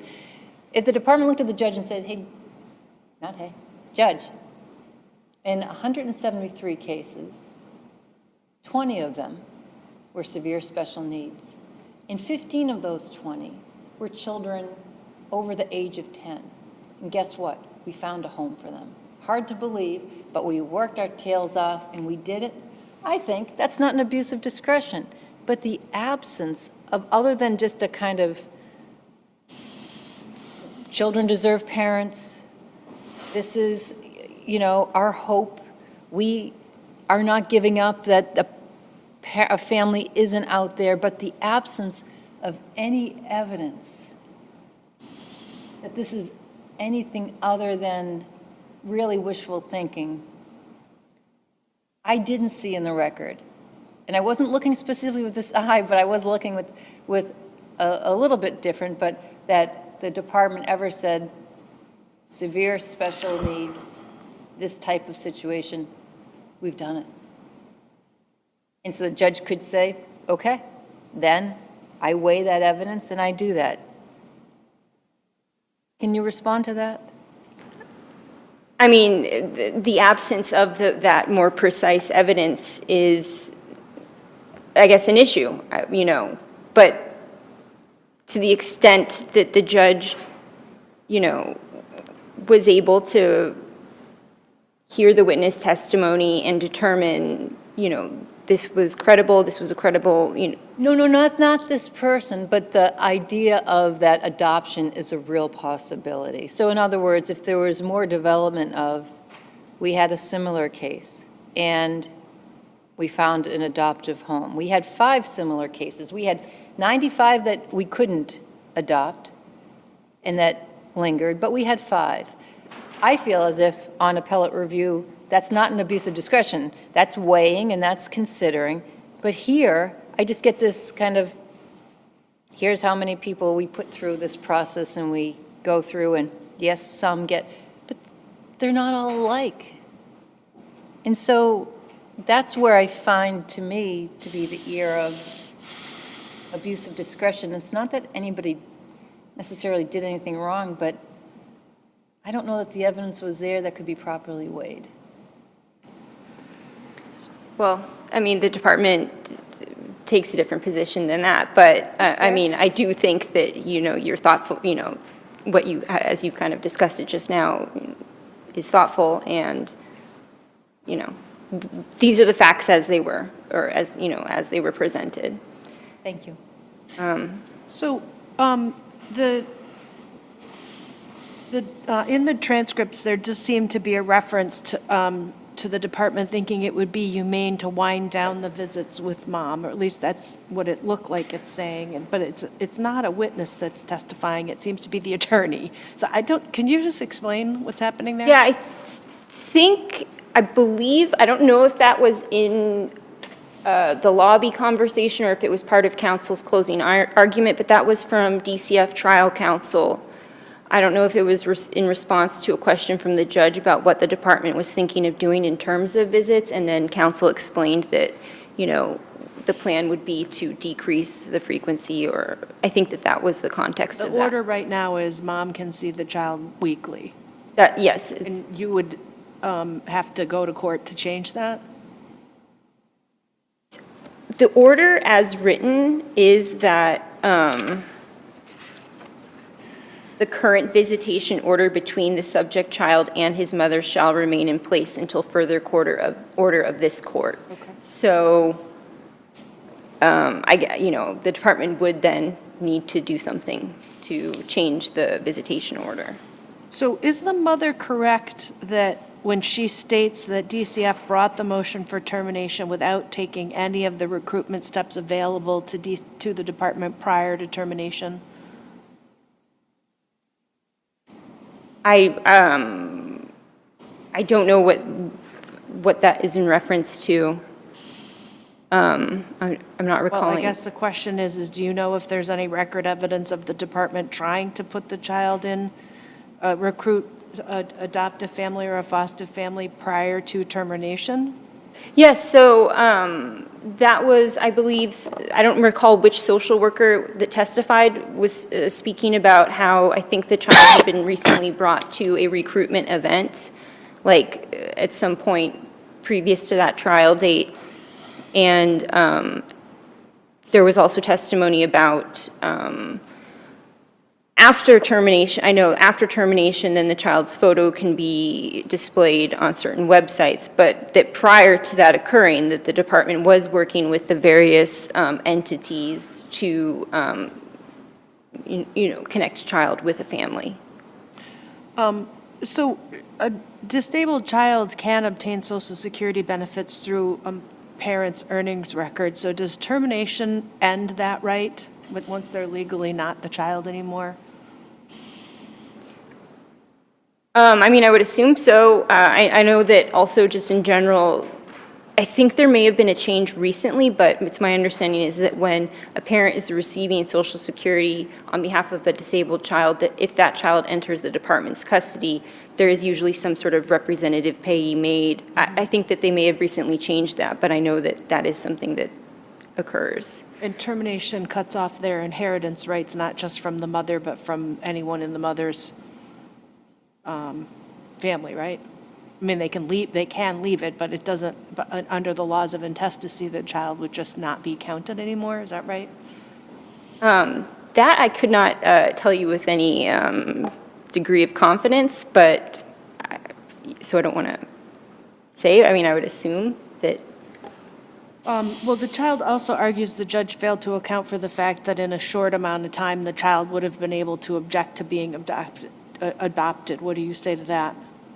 So by statute, and once a child is 12, the child has to sign an adoption consent form. And so, but the evidence as presented is not clear about what the child's position actually is, as counsel has substituted judgment at the trial level and at the Assuming the child can't actually consent to anything, Well, do we you, don't- do you then have a GAL? Do you have the child's lawyer? Who actually decides whether to consent or not? Well, I think it would depend on whether or not the child is competent to That's understand. what I'm saying. Assume the child is not competent, which is what this sounds like. If the child is not competent, although I don't know that that's actually, because the evidence in the record is that he's able to understand the language. It's not that he doesn't understand, it's just that But he we're cannot using communicate. substitute, I mean, at least under the CPCS rules, apparently it's been determined by CPCS that it's a substituted judgment case. So if the child is not competent, who does that consenting? I'm not, I don't know that the CPCS standards address that, but I believe that the most kind of professional responsibility approach would be to have a guardian ad litem appointed to, make a decision on the child's behalf. I see. Okay. So what happens when this child, if this child turns 18 and has not been placed anywhere? Because you're saying that once he's not a child anymore, something happens. You're not going to put him on the street, I presume. Correct. I mean, I'm not, this isn't something that I prepared for to answer, but I would assume that working with perhaps the Department of Mental Health, some other type of entity would then need to file a guardianship petition on his behalf if he's not able to make decisions for himself. And I don't know if that would be an attorney appointed or some type of clinician. So the child asserts that the visits, the interactions between the mother and the child are loving and positive. Do you disagree with that? I know that there was information in the guardian ad litem's report that basically when they interacted, the child was just on mom's phone and there was no interaction between mother and child. So I would disagree with the characterization in child's brief, given some of the observations from the GAL. We very much appreciate the extra time all of you have given us. Your arguments are very useful to us, and these are, of course, among the most difficult cases that we hear. So thank you all very much. The case is submitted. Thank you.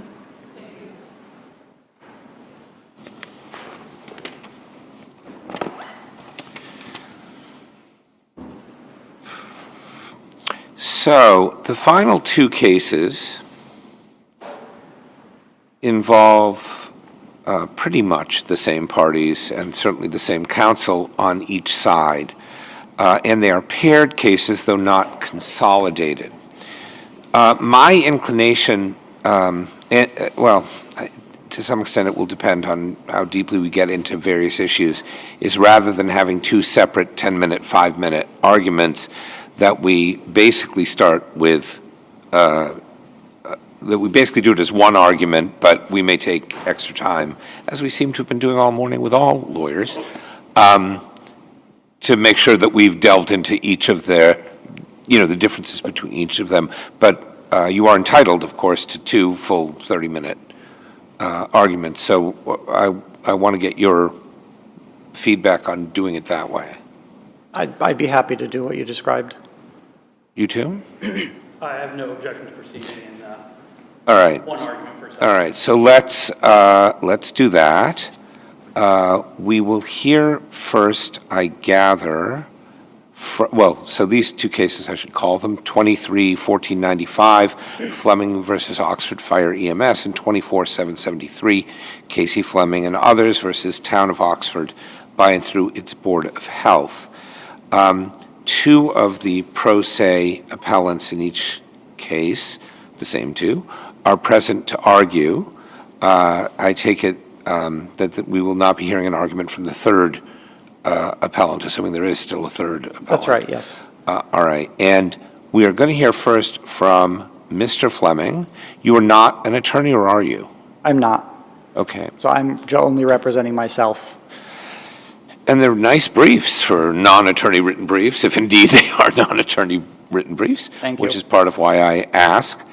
All right, so we will hear first from Mr. Fleming, and maybe if you could start with the mootness question that hangs over both of these cases, that would Okay. be helpful to us. Thank you. Casey Fleming, good afternoon.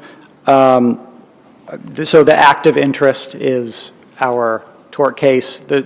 These inevitably will be brought up in those cases, so that's an active personal interest, so I think that. But let me ask you this. We wouldn't be saying those cases are moot. Those are damages actions, which, at least in my view, although it's up to the court itself that's hearing it to decide, those cases aren't moot, I wouldn't think, because you're talking about damages that you suffered already as a result of this conduct, and that would be a place to litigate whether the conduct was unlawful and then what the damages are, at least as I understand it. Is there some reason that is not adequate, and you know what I mean, and somehow that case beyond that keeps this one alive? So there's case law that says federal court can't overturn what a state court did. So where you have the state court trial judge said this is allowable as a matter of law. Well, my sense is, and I'd have to that look kind into of this, creates a when cases circular are problem. moot, I think under a doctrine, the federal doctrine is called Munsingware. I think we vacate the decision below because the case is moot, was never appealed. And it may be that town council knows more about this than I do. That's just my recollection.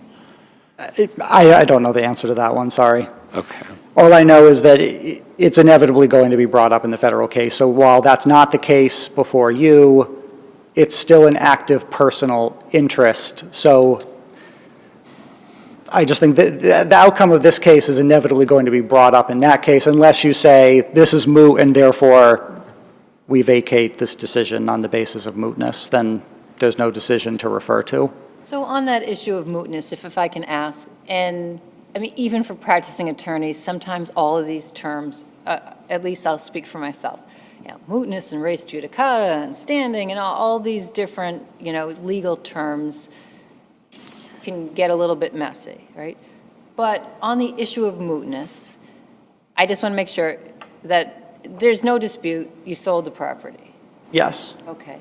And on the 1495, it seemed to me your argument was that the second order by the town of Oxford that kind of put in the right language, or the more correct language, if you will, about the use of those, not extension cords, but the portable RPTs. RPTs, never heard of that, right?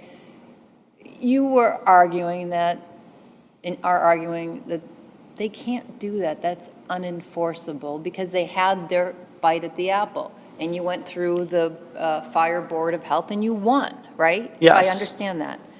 So the doctrine of mootness, while you have a personal stake in not being wronged, everybody does, right? By a system or an entity or a person. We couldn't give you a remedy because we couldn't say, okay, you're right, just assuming, and now we're going to order that the second order can't be enforced because it, in layman's terms or layperson's terms, it doesn't matter anymore because you don't own the property. See what I'm saying? And presumably you took all your RPTs with you. Yes. Right, Yes. so. No, you are right that this case on its own, you're right. It's just, we don't own the property anymore. I agree with that. So, but as it's related to the claim, so it's, it's like the hitch, right? We couldn't provide you with any relief in the sense of, we don't just order things like, oh, don't enforce that second order because there is no more home that has this issue, owned by you. I mean, so the order is not enforceable no matter what, because we don't own the 'Cause you don't property. own- I agree right, with that. right, so- We did ask for costs and fees on remand, so there's that.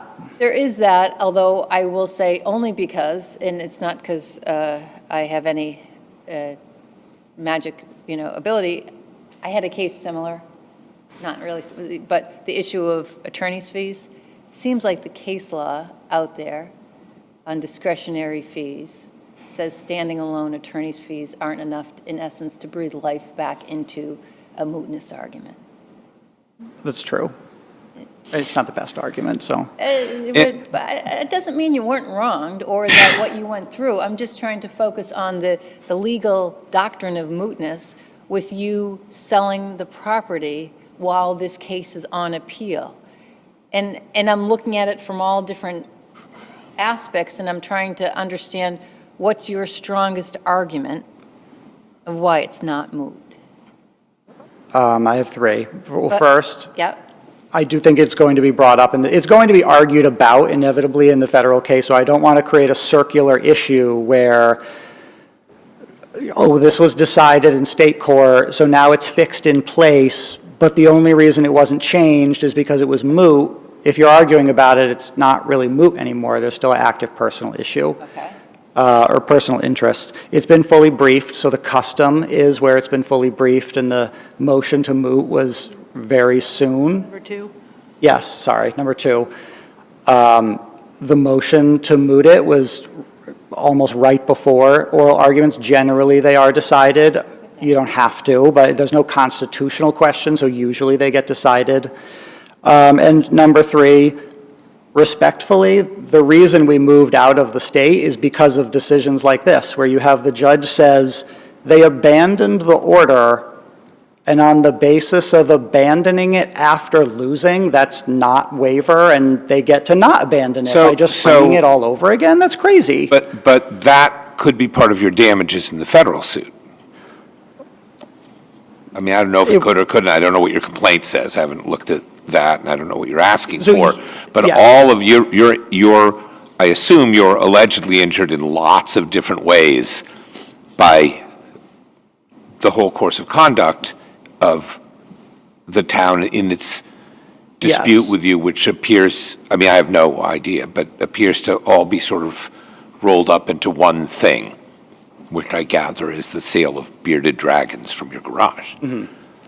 So where this relates to that, it's you lost, you didn't appeal, you clearly can't just continue to try to enforce the same thing all over again. That is part of the course of conduct, so that's how the two cases relate All to right. each other. Assuming it's not moot, I have a couple of questions. Oh, and for the second case, the Board of Health case, same arguments except no attorney's fees are sought, right?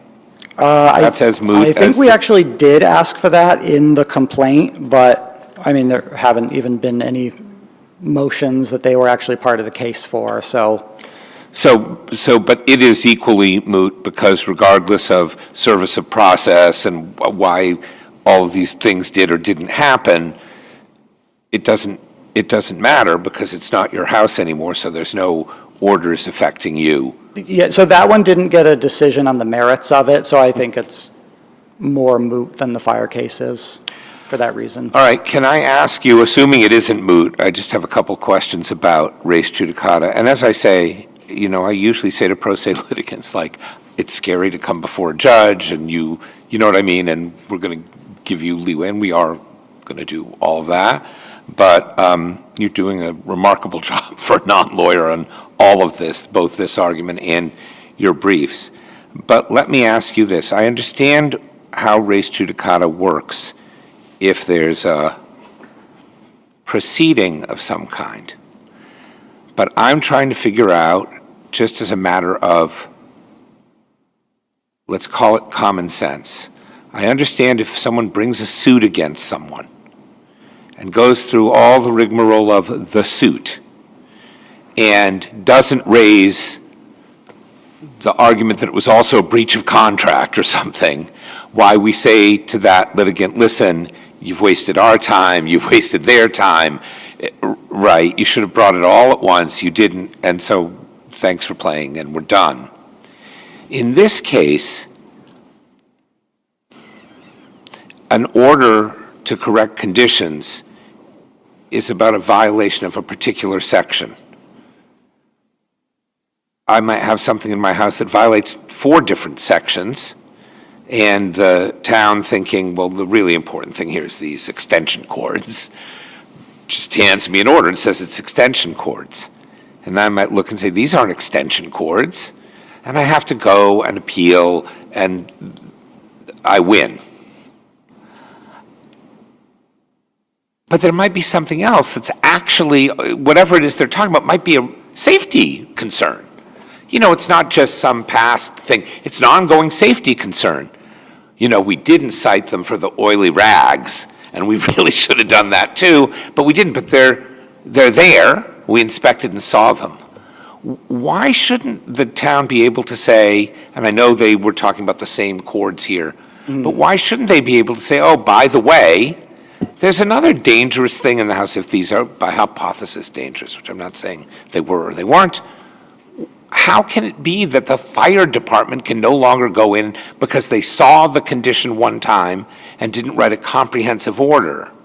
Because they weren't the ones to decide the case. So all of the claims before and now are all fire code claims. The Yes. fire board has jurisdiction over that. So they say in the new order, this is based on the same, it's the same objects, Yeah. the same inspection, and they say based on the evidence at the hearing.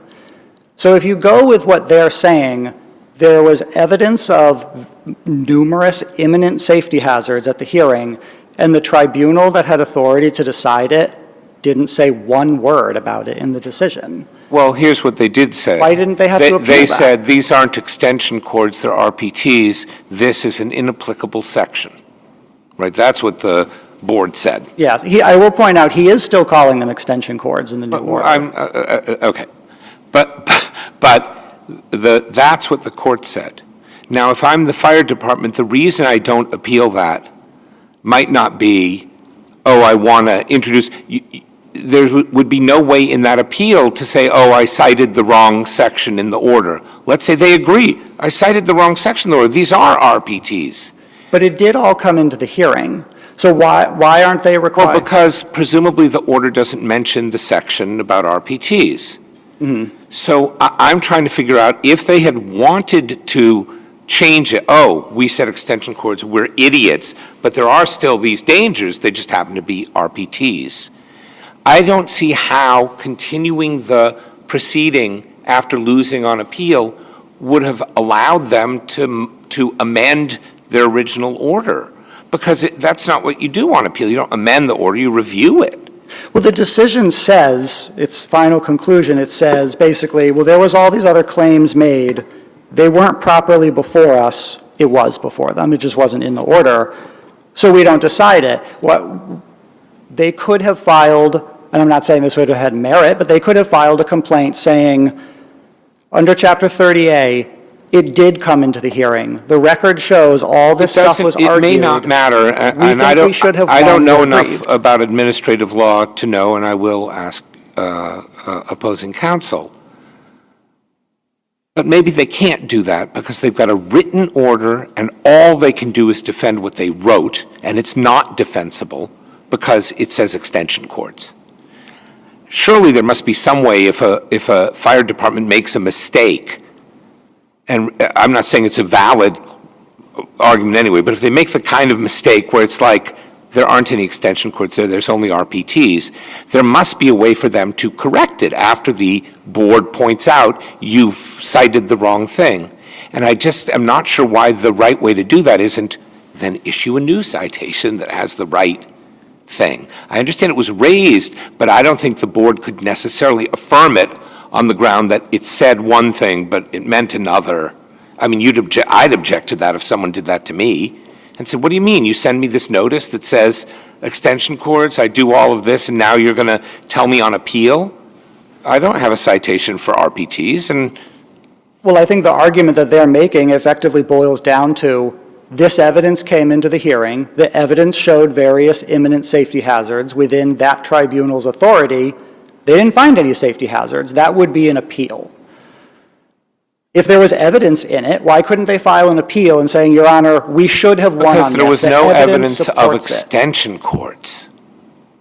There might have been evidence of a different kind of safety violation, but they might have thought, well, we'll just lose on appeal. These aren't, now that we look, they really aren't extension. Well, so let's say they're right. Let's say imminent safety hazards, all kinds of evidence. It's within that tribunal's authority. Why isn't the appeal, Your Honor, clearly this is wrong. This was an abuse of discretion. It's an error. This is within their authority. They should have ruled But with wouldn't the court us. say, it isn't wrong, you wrote extension cords? That's a question of fact. These are not extension cords. But the record of the hearing shows, it didn't just kind of get mentioned in passing. He filed hundreds and hundreds of Well, I pages get that, of and I know that you all have a sorts suit, of nonsense. you have a suit in the federal court about lots of that stuff. I'm just trying to figure this out. All right, your time has well expired, but maybe there's more on that? No? So we will hear now from Mr. King. Do you want me to talk about the second case? Oh, Or did you want to? I mean, a lot of it's the same thing. He's just taking extension cords, literally the same this is a little claims bit and moving different them because somewhere else. it's about the attorney's incredible lack of diligence and whether it's essentially whether it's an abuse of discretion to force you to be bound by that and presumably go file a malpractice action against your lawyer instead of, renewing this. I mean, you're not a lawyer, but I guess I'll ask, why can't a judge say, yeah, I could reopen this because your lawyer did such a jerky, terrible job, but I don't have to, it's discretionary. And sometimes usually we say you're bound by what your lawyer did, and you're bound by what your lawyer did, and go sue them. How can that be an abuse of discretion? Well, I think in this case, what you have here is our lawyer effectively held the case hostage. I'm contacting her on nearly a daily basis. I understand that. And so you could sue the lawyer for malpractice. I mean, I think that might be your remedy if you have the worst lawyer ever and they've done something that's damaged your rights, is sue the lawyer. But that doesn't reopen this case. I agree with that. But what I'm saying is, since that's an avenue available to you, how can it be an abuse of discretion for a court to say, well, your lawyer did all this? I mean, I hear what you're saying, and maybe it's true, but... The judge's decision doesn't address the case law on pages 25 and 26 of my brief, the McIsaac and the Tibbetts cases that effectively say, if your lawyer is negligent, but it's not the lawyer's case, it's my case, and I'm not being negligent, I'm being diligent, that should separate the two. It's one of the Berube factors. It is, but those cases say... It's not all of the Berube factors, it's just one of them. They do say the lawyer, I agree, no one's saying that the negligence was excusable.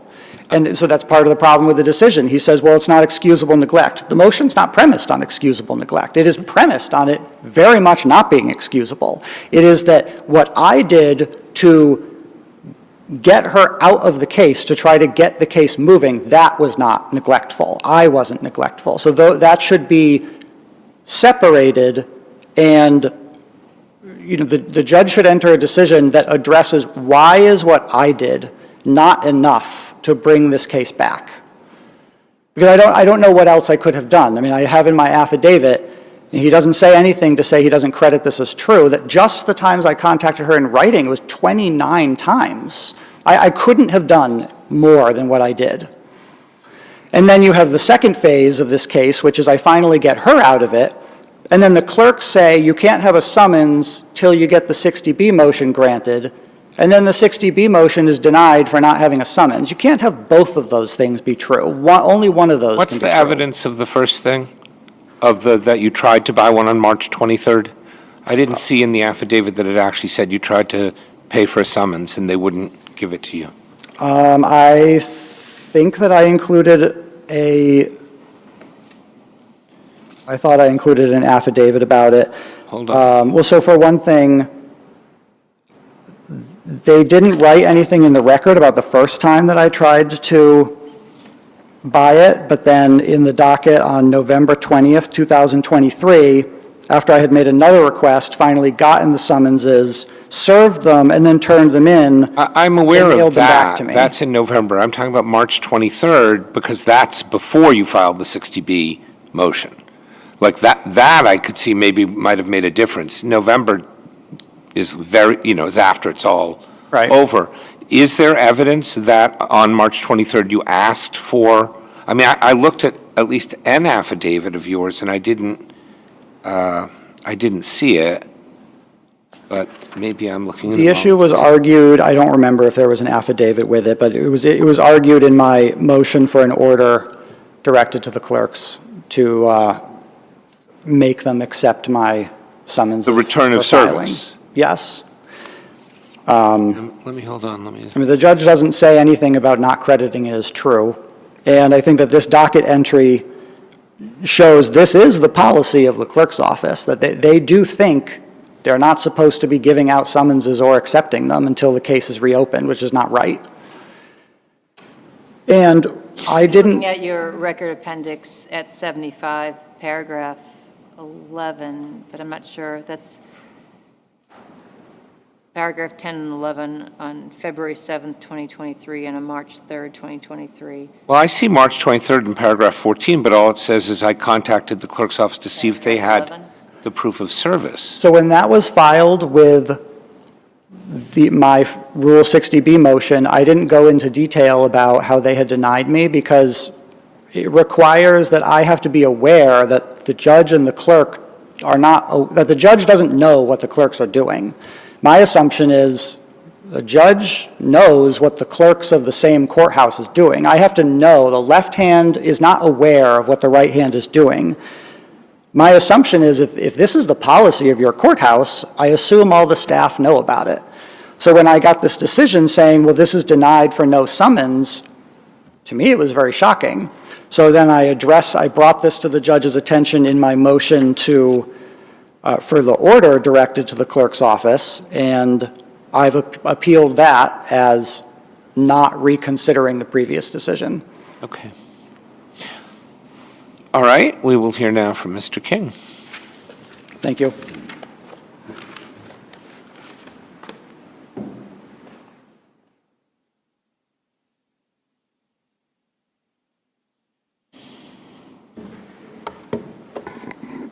Good afternoon, Your Honors. Starting with the appeal, the fire decision, I think, what I'd like to kind of draw the court's attention to is, Justice Rubin, you mentioned common sense. So we got 3 fire orders here about, we can call them RPTs, what normal people call them are power strips. And so what I'd ask this court to consider is, do you really believe that a fire chief with decades of experience doesn't know what a power strip is? That it was just an accident? It was not an accident. And if I may step outside the record for a moment, as an elected official in the town of Oxford, this case was used on the floor of town meeting to argue against why residents of the town should not listen to me when I'm advocating for extra funding for teachers. So this is not like some casual sort of oops. I'd like to draw the court's attention to the fact that this motion for mootness only occurred after we sold the property, because the real objective here was to run us out of the town, which, congratulations, they succeeded. This same council was at the property in October, well aware that all of the conditions associated with this fire order were long gone. There was no motion for mootness then. What was essential was that we were driven out of the town. And on the day that happened, now we can say it's moot. Now the objective has been accomplished.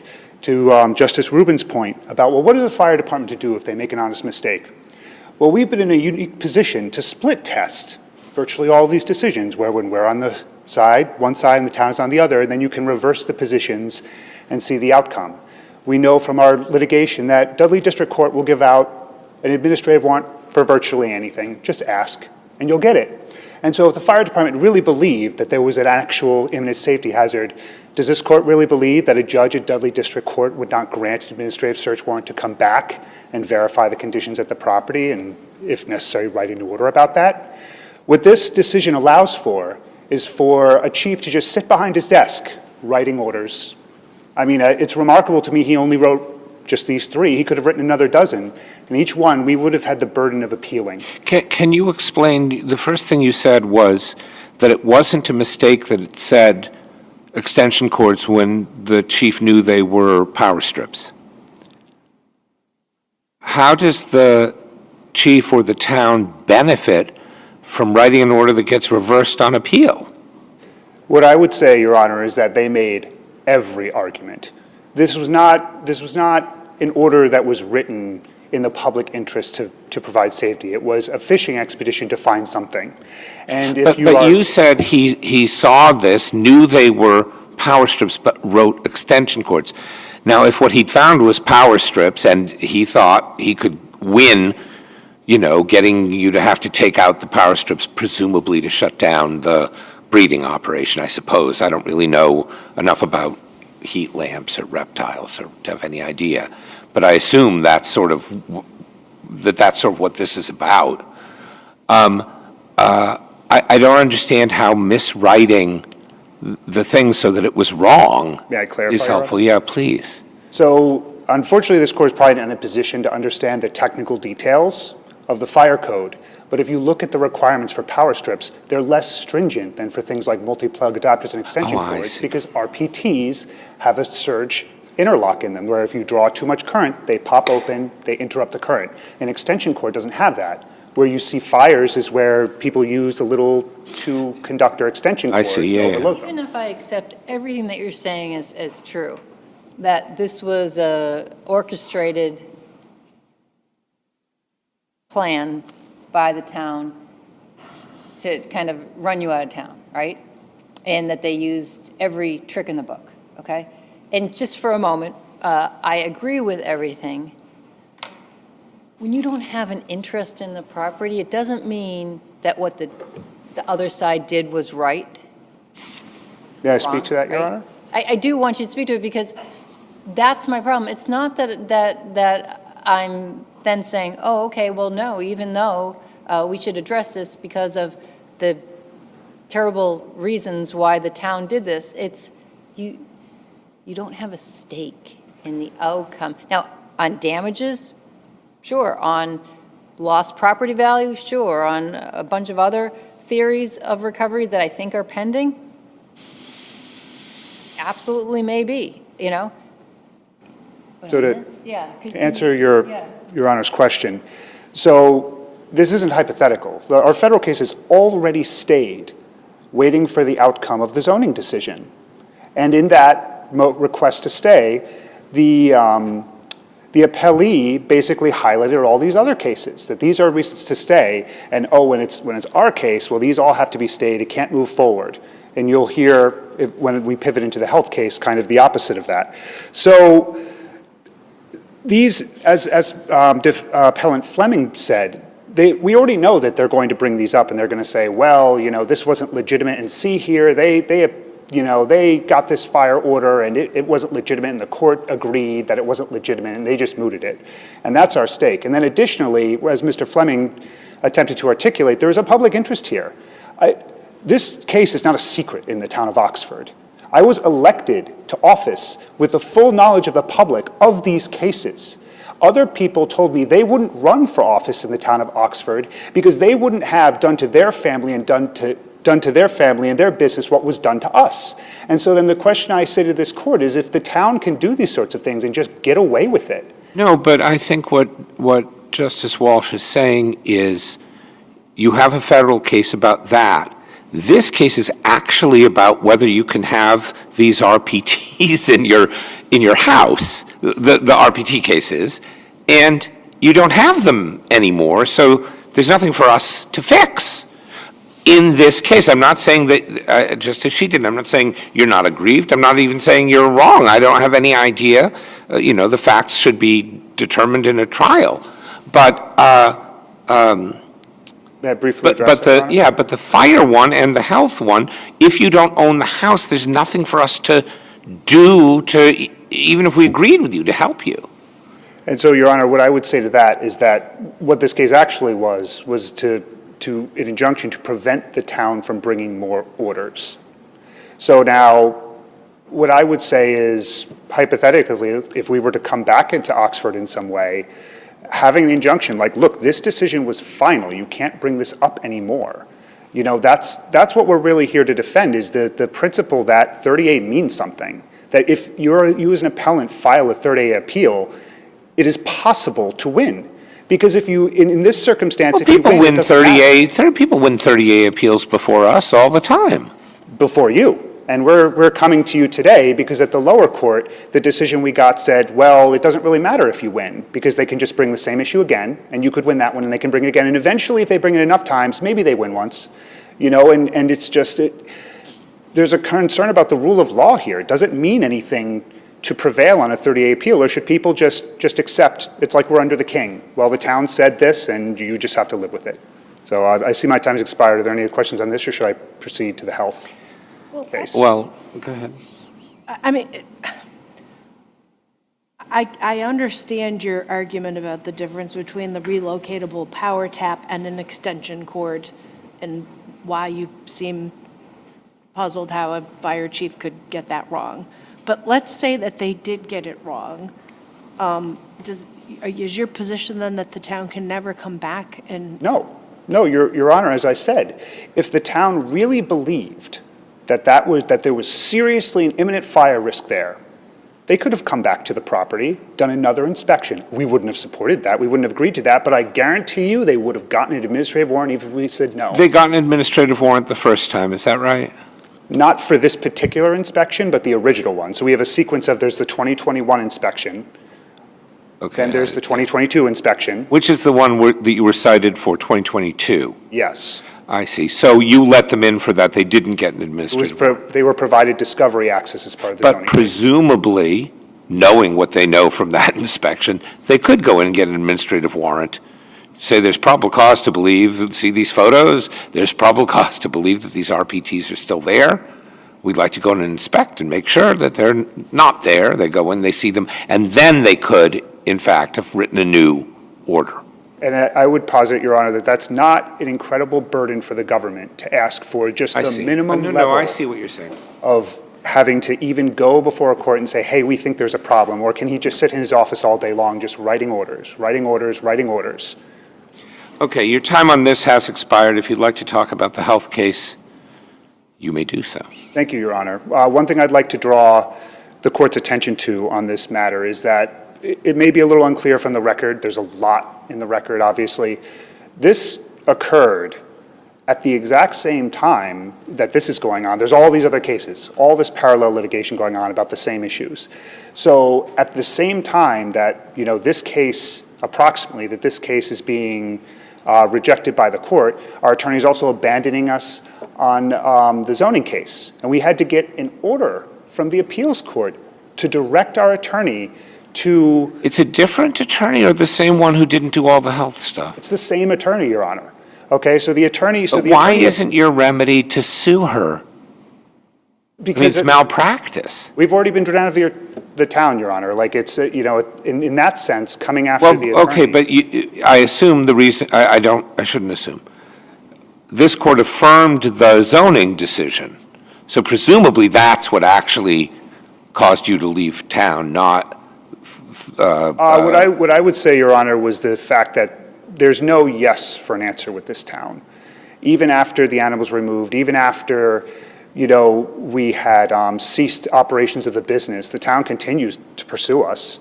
So, in that sense, there's no getting yes. But the zoning violation was for breeding the animals and having the turtles. Yes.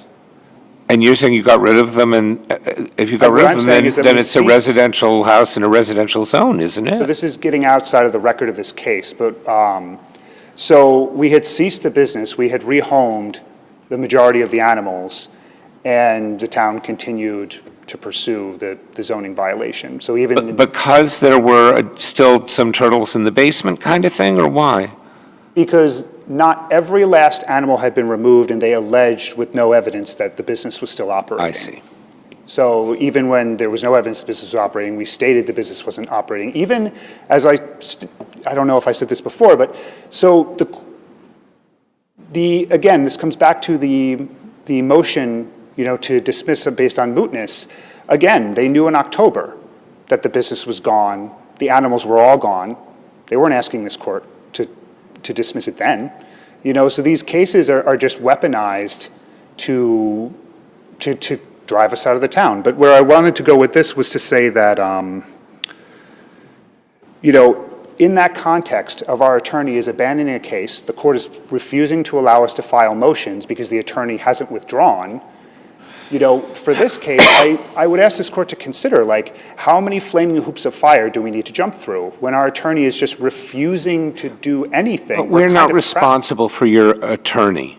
Our oversight is of a government agency, lower courts, but your attorney being outrageously negligent isn't, that's not our. And so our argument, Your Honor, in this particular case was to say that at the time the judge made that decision, the judge was not aware of the fact that our attorney hadn't done this stuff. All, as far as we can tell, the judge based it on was, well, I haven't seen anything in this docket move, so I'm going to dismiss this case. And then when and then he cited to the amount of time that had elapsed. Well, then more time elapses because we can't get things filed, because we can't get the attorney to withdraw. And then the response of the judge in the ruling is not to say, well, after looking at, everything you've said in your affidavit, I still don't feel like, I feel like you could have done something more. The response is to say, well, even more time has elapsed. Well, of course, that's what we were trying to say. And so it's where we say we think it's an abuse of discretion, it's because we're looking at that going, well, but we made this motion. It doesn't appear like you actually considered anything in the motion. All you're saying is, well, more time has elapsed. It's now been a year. Well, because we can't get the summonses. And then when we get them, we can't get them to accept them. And so this is why we come to this court on this issue, is because it just seems like there's just no way for a regular person to just get the process to move. Where the opposing counsel in the brief makes a lot of references to, oh, well, they didn't do anything until November. What we actually said was that was what we had in writing. There were many phone calls, but we didn't feel comfortable making an affidavit with representations of the court unless we had it we have it in writing. Similarly with the filing of the summonses, we wanted it to have in writing. We wanted to get the affidavit from our attorney to show the court, look, this is what the attorney is saying. Because if we just went into the court and just said a bunch of things, the judge is going to believe us. And that's kind of what I leave for this court. I see my time's expired. Are there questions? Can I just ask, you're an educator? I'm sorry? You're an educator, you're a school teacher? No, I'm a nuclear electronics technician in R&D. Did you say something for the town of Oxford that you are in some capacity? I'm a selectman in the town of Oxford. Okay. Regardless of the outcome of this particular case or cases, which I honestly don't know what it will be, I will say that to whomever contributed to the writing of this pro se appellate brief, it was one of the best ones I've ever seen. Thank you, Your Honor. Excellent work. And pro se is very impressive. All right, your time has expired. We will hear now from Attorney Smerridge. Good afternoon, members of the panel, and may it please the court. Roger Smerridge on behalf of the appellee town of Oxford.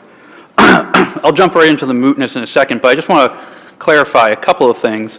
One is that the two dismissals here were not on the merits, so-called. They were procedural dismissals. In the fire case, it was for failure to exhaust administrative remedies. In the BOH case, it was for the service issues. So to say that there are decisions on the merits from the underlying courts is not correct. With respect to the mootness, the SJC rejected the very argument that other pending litigation somehow keeps a moot case alive in the City of Lynn versus Morrell case that is cited in our motion. But what about their argument you basically ran them out of town, that we can't expect them to keep putting up with this and you've accomplished your goal? That can't possibly be, then that moots the case. Well, with all due respect, Your Honor, I think a lot of what was said in that argument goes beyond the scope of the record in this case. What is... Well, but what's not beyond the scope of the record is, I do not have a background in fire science, but, you know, a quick look at the definitions of these things is I'm going to get the RPT is different from an extension cord, and also a little tiny bit concerning that most people in the Commonwealth are probably violating the rules you don't like, because none of us have enough power.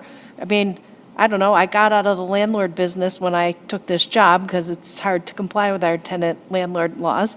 But I mean, I went over, you know, I was in the business for 25 years, and in the 25th year, I go over, everyone has their own electric toothbrush, everyone's charging their own phone, everyone had their own coffee bean grinder, because God forbid we just have like regular coffee. Like the needs of electronics of young people today are just, I can't even comprehend them. So if the way to go in and bug somebody is to say you've got these, what I would call a power strip versus an extension cord, like, it's alarming, because the government could just really destroy anyone they wanted to destroy. Again, with all due respect, I don't think anyone was intending to destroy anyone here. The fire code is what it You mix is. these up. How do you mix up an extension cord and a power strip? The thing is that that question should have been put back to the FPRAB, and that's what the underlying decision is at issue here in the fire EMS case, is that these plaintiffs, when they wanted to challenge that second order, should have gone back to the FPRAB. Chapter 22D, Section 5 is very clear on that. When you want to challenge a local fire code enforcement order, you have to go to the FPRAB first, and they Your didn't do so position here. is that it's not res judicata. Why don't you have to do a new inspection? Because You do an inspection, you write an order, the order is found invalid, thanks for coming in. There may still be other violations there. There may be a pile of oily rags that you didn't see in the basement. Sure. You have photographs. They apparently show our PTs apparently in violation of something. That was a while ago, and you already issued a citation for that. Why don't you go get an administrative warrant and look at the place? And if they wanted to raise that issue before the FPRAB, they could. And Well, if the of course, now FPRAB the disagreed with actual them, question, though, is can the FPRAB hear that? You say they can. They say they can't. How do we figure that out? I know some boards certainly can. I would say you look at the statute, Your Honor, look at Chapter 22D, and if they don't like what the FPRAB says on that issue, then they have their rights under 30A to appeal the FPRAB's decision. What if the FPRAB correctly concludes our statute doesn't permit us to determine that we don't have jurisdiction on res judicata grounds? Then they can come into court. Well, But actually, that's the question they're asking us right now. And Gill is very clear. You have to give the agency that opportunity in the first instance unless there is a clear lack of authority. For example, if the FPRAB was trying to exercise jurisdiction over the sanitary code rather than the fire code, that would be a clear lack of authority. And in that case, I think you there could has go to be a around. lack of authority. Calling it a clear lack of authority doesn't get us much of anywhere. The It's the words statute of the case either law, has Your to Honor. allow it or it doesn't. And I don't know if the statute in this case allows this board. Well, but I think that's why the language of the case law is a clear lack of authority, because if there's a question of authority or jurisdiction, the administrative agency is entitled to decide that in the first instance. They may get it wrong, and if they get it wrong, then the appellant has their rights under Chapter 38 to have a Superior Court judge say the administrative agency got it wrong and actually did not have jurisdiction. But where it's not a clear lack of jurisdiction, you have to go to the administrative agency in the first place and give them that opportunity. And I think Gill and Wachewski are clear on that. I think I interrupted you answering my earlier question about why not just go get an administrative warrant and do a new inspection. Yes, Your Honor, the case law on estoppel against municipalities. It's not estoppel. Well, it would be a form of estoppel. Might be. Or it might be res judicata, right? It might be claim preclusion. That's not, it's like an estoppel, but it's not estoppel. But principles of estoppel. It's not it's a principle of adjudication. I don't know if it's Well, and again, this is why I think these issues may be getting a little muddled. The issue of res judicata, again, see what the administrative agency says on that. FPRB may agree, you know.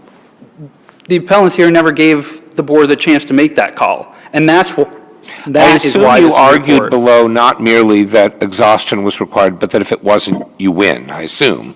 Is that what you argued below, or no? Yes, that's why the case was dismissed, because they didn't exhaust. Okay, but But did they you did. also, so what was your argument for why you're allowed to do it? Just, no estoppel against the government? I'm sorry, could you say that again, Justice Rubin? I assume you had an alternative argument in case you lost on exhaustion. No, we won on exhaustion. The case was dismissed on exhaustion. I'm saying you must have argued something to them. Well, you do to us in any event, right? If exhaustion isn't required, you still think you win, right? Well, because no estoppel against the government. We win on the merits of the fire Yes. code issue? On the merits of res judicata. Yes. You think you win on that, right? Yes. But the reason is no estoppel against the government. Correct. Okay. So, returning to the issue of mootness, the other argument that has been advanced as to why these appeals aren't moot is some semblance of public significance and confidence in the judicial system. And the case that the appellants have cited on the public significance doctrine is Doe versus Police Commissioner of Boston. In that case, the issue was one of constitutionality of a newly enacted statute. And as the SJC explained in Commonwealth versus McCulloch, 450 Mass 483, the typical application of that exception to the mootness doctrine is where there is some uncertainty regarding a rule or a statute, and that's not the case here. These are, as I said, procedural dismissals. Well, if the town of Oxford is going around issuing multiple citations from a single inspection, and after they lose one, issuing another and so on, that might be an issue of public importance. With all due respect, there is no evidence in the record that there was any orders issued beyond the single property at issue in this case. And that property has now been sold, and the town, once the property was sold, brought the motion to dismiss it. The reason why it didn't ask the court to moot the case earlier was because the property hadn't been sold, and the town... Did you go in and make sure all the RTPs or the power strips were taken? The last time a town inspector was in the property, there was still electrical equipment in the garage. So that inspection occurred in October of 2024. That was the zoning enforcement officer. And again, we're going a little bit beyond the record, but I'm happy to indulge here. That was a compliance inspection that resulted from a Superior Court injunction in the town's zoning enforcement action. But the town was unhappy because it was just sitting in boxes in the garage? I'm sorry, could you say that again, Your Honor? The town was not happy with them because the equipment was sitting in boxes in the garage but not in use? It was still attached. It was still attached. So maybe Still this attached. isn't moot. Okay. I'm sorry, Justice. Maybe it's not moot. Maybe it's still plugged in the garage. But these appellants don't own the property anymore. So if the town has an issue with that, it needs to bring an order against the new property owners. Excuse me, Justice Walsh? Bring an order against the new property owners, just wondering. Not as of yet. Again, these are very recent developments. The property only sold less than a month ago. So, And do they have to bring a new one? Could the new owners be substituted for these litigants? I don't believe that the order to enforce Runs against the property. I don't believe so. I believe it's personal. Okay. So they're arguing, well, this is all fully briefed, and frankly, most people don't seem to have the fight that these folks have. And so we should just decide it. Why are they wrong about that? Because there is no relief that this court or the Superior Court can any longer grant to these appellants. Well, They I don't think own the they're wanting property. us to say that you were bad, and that we can still do that. And that would make them very happy. With all due respect, I don't think it's the province of this court to say whether a party is good or bad. It's to decide legal That you questions. violated the laws, or that you violated the law, or you didn't play fair. That's what they want. But again, the underlying dismissals was not whether the town played fair or was good or bad. The underlying dismissals was, in the fire EMS case, did they exhaust their administrative remedies? And in the BOH case, it's did they timely effect service? And the answer in both cases is no. Well, in the health case, it's should the 60B motion have been granted or reconsidered. Right? It's not did they serve on time. They clearly didn't serve on time. The issue is given that it was their lawyer's fault according to these affidavits and so on, should it have been reopened? And in particular, I mean, the part that interests me about it is if they wouldn't give them a summons. If they wouldn't give them the summons, whether it was in March 2023 or October 2023, Well, that makes it doesn't matter. The service window is already closed. If I go into a judge and I bring a 60B motion and I say, Your Honor, my lawyer, here's my affidavit of the 29 times I called her, and we were really relying on her, and it turns out that was misguided. And so the first day we could, March 23rd, we went into the clerk's office and got summonses, and we've served them now. That's a better 60B than maybe one day we'll serve them. It may or may not be, but it's not this court's job to substitute the judgment of the trial court. He's arguing that the judge did the wrong thing, that the judge didn't separate him from his attorney. But there was reason in the record not to, and the affidavit that is in the record does say, we contacted our attorney the day after the service window closed. There's nothing in the record to show that the appellants themselves did anything during the service window to prompt their counsel. Okay, So when you why look would at the they Berube do that? factors- I mean, I hire a lawyer. I hope the lawyer's really good. The town has hired you. They hope you're really good. They're not calling you every time something's due to make sure you filed it. That's what you do. But if there's a service deadline, They still aren't calling you. They assume you did it because you're a lawyer. and if they didn't, then the lawyer should have asked for an extension of the service window. She didn't. And the Berube factors are very clear that the diligence of the party themselves factor, the last of the Berube factors, is the court takes it with caution. So it may be, and under the Byrd case. Once this case got dismissed, they couldn't just rebring it? Like there was like they had one shot, is that it? You know? Well, it was a certiorari review case, and by the time. Oh, it's 60 days. It's the 60 days. But the statute had run. That's a key issue here because the policy behind that statute is for reasonable contemporaneous review of these decisions. You can't wait a year and say, oops, there was a mistake. Don't you kind of wish the judge had gone through the Berube factors and figured this out? I don't think it's necessary because when this court looks at them, not many of them, if any, favor the appellants. But the judge's endorsement on the motion is right below the recitation of the Berube factors. It's not like the judge disregarded them. But the case law post-Berube, and Byrd versus Ross in particular, makes clear that just because the facts that were present in Berube supported the judge's decision there, doesn't mean that dictates the outcome, because again. Well, it's discretionary. Exactly. But I'd like to know, how the judge weighed them. And the results is how you know how the judge weighed them. He denied the motion. So I think that's indication that the judge, in his discretion, thought that the Berube factors did not mandate reopening the case. I see my time is almost up, so if there are no other questions, the town will rest on its briefs. Thank you very, very much. Thank you. Both of your arguments have been very helpful to us. This is a procedurally complex situation, so thank you very much for your assistance. That is the end of our final case for today. So I'd like to thank the court officers. I'd like to thank the court staff for their assistance, and we now stand in recess.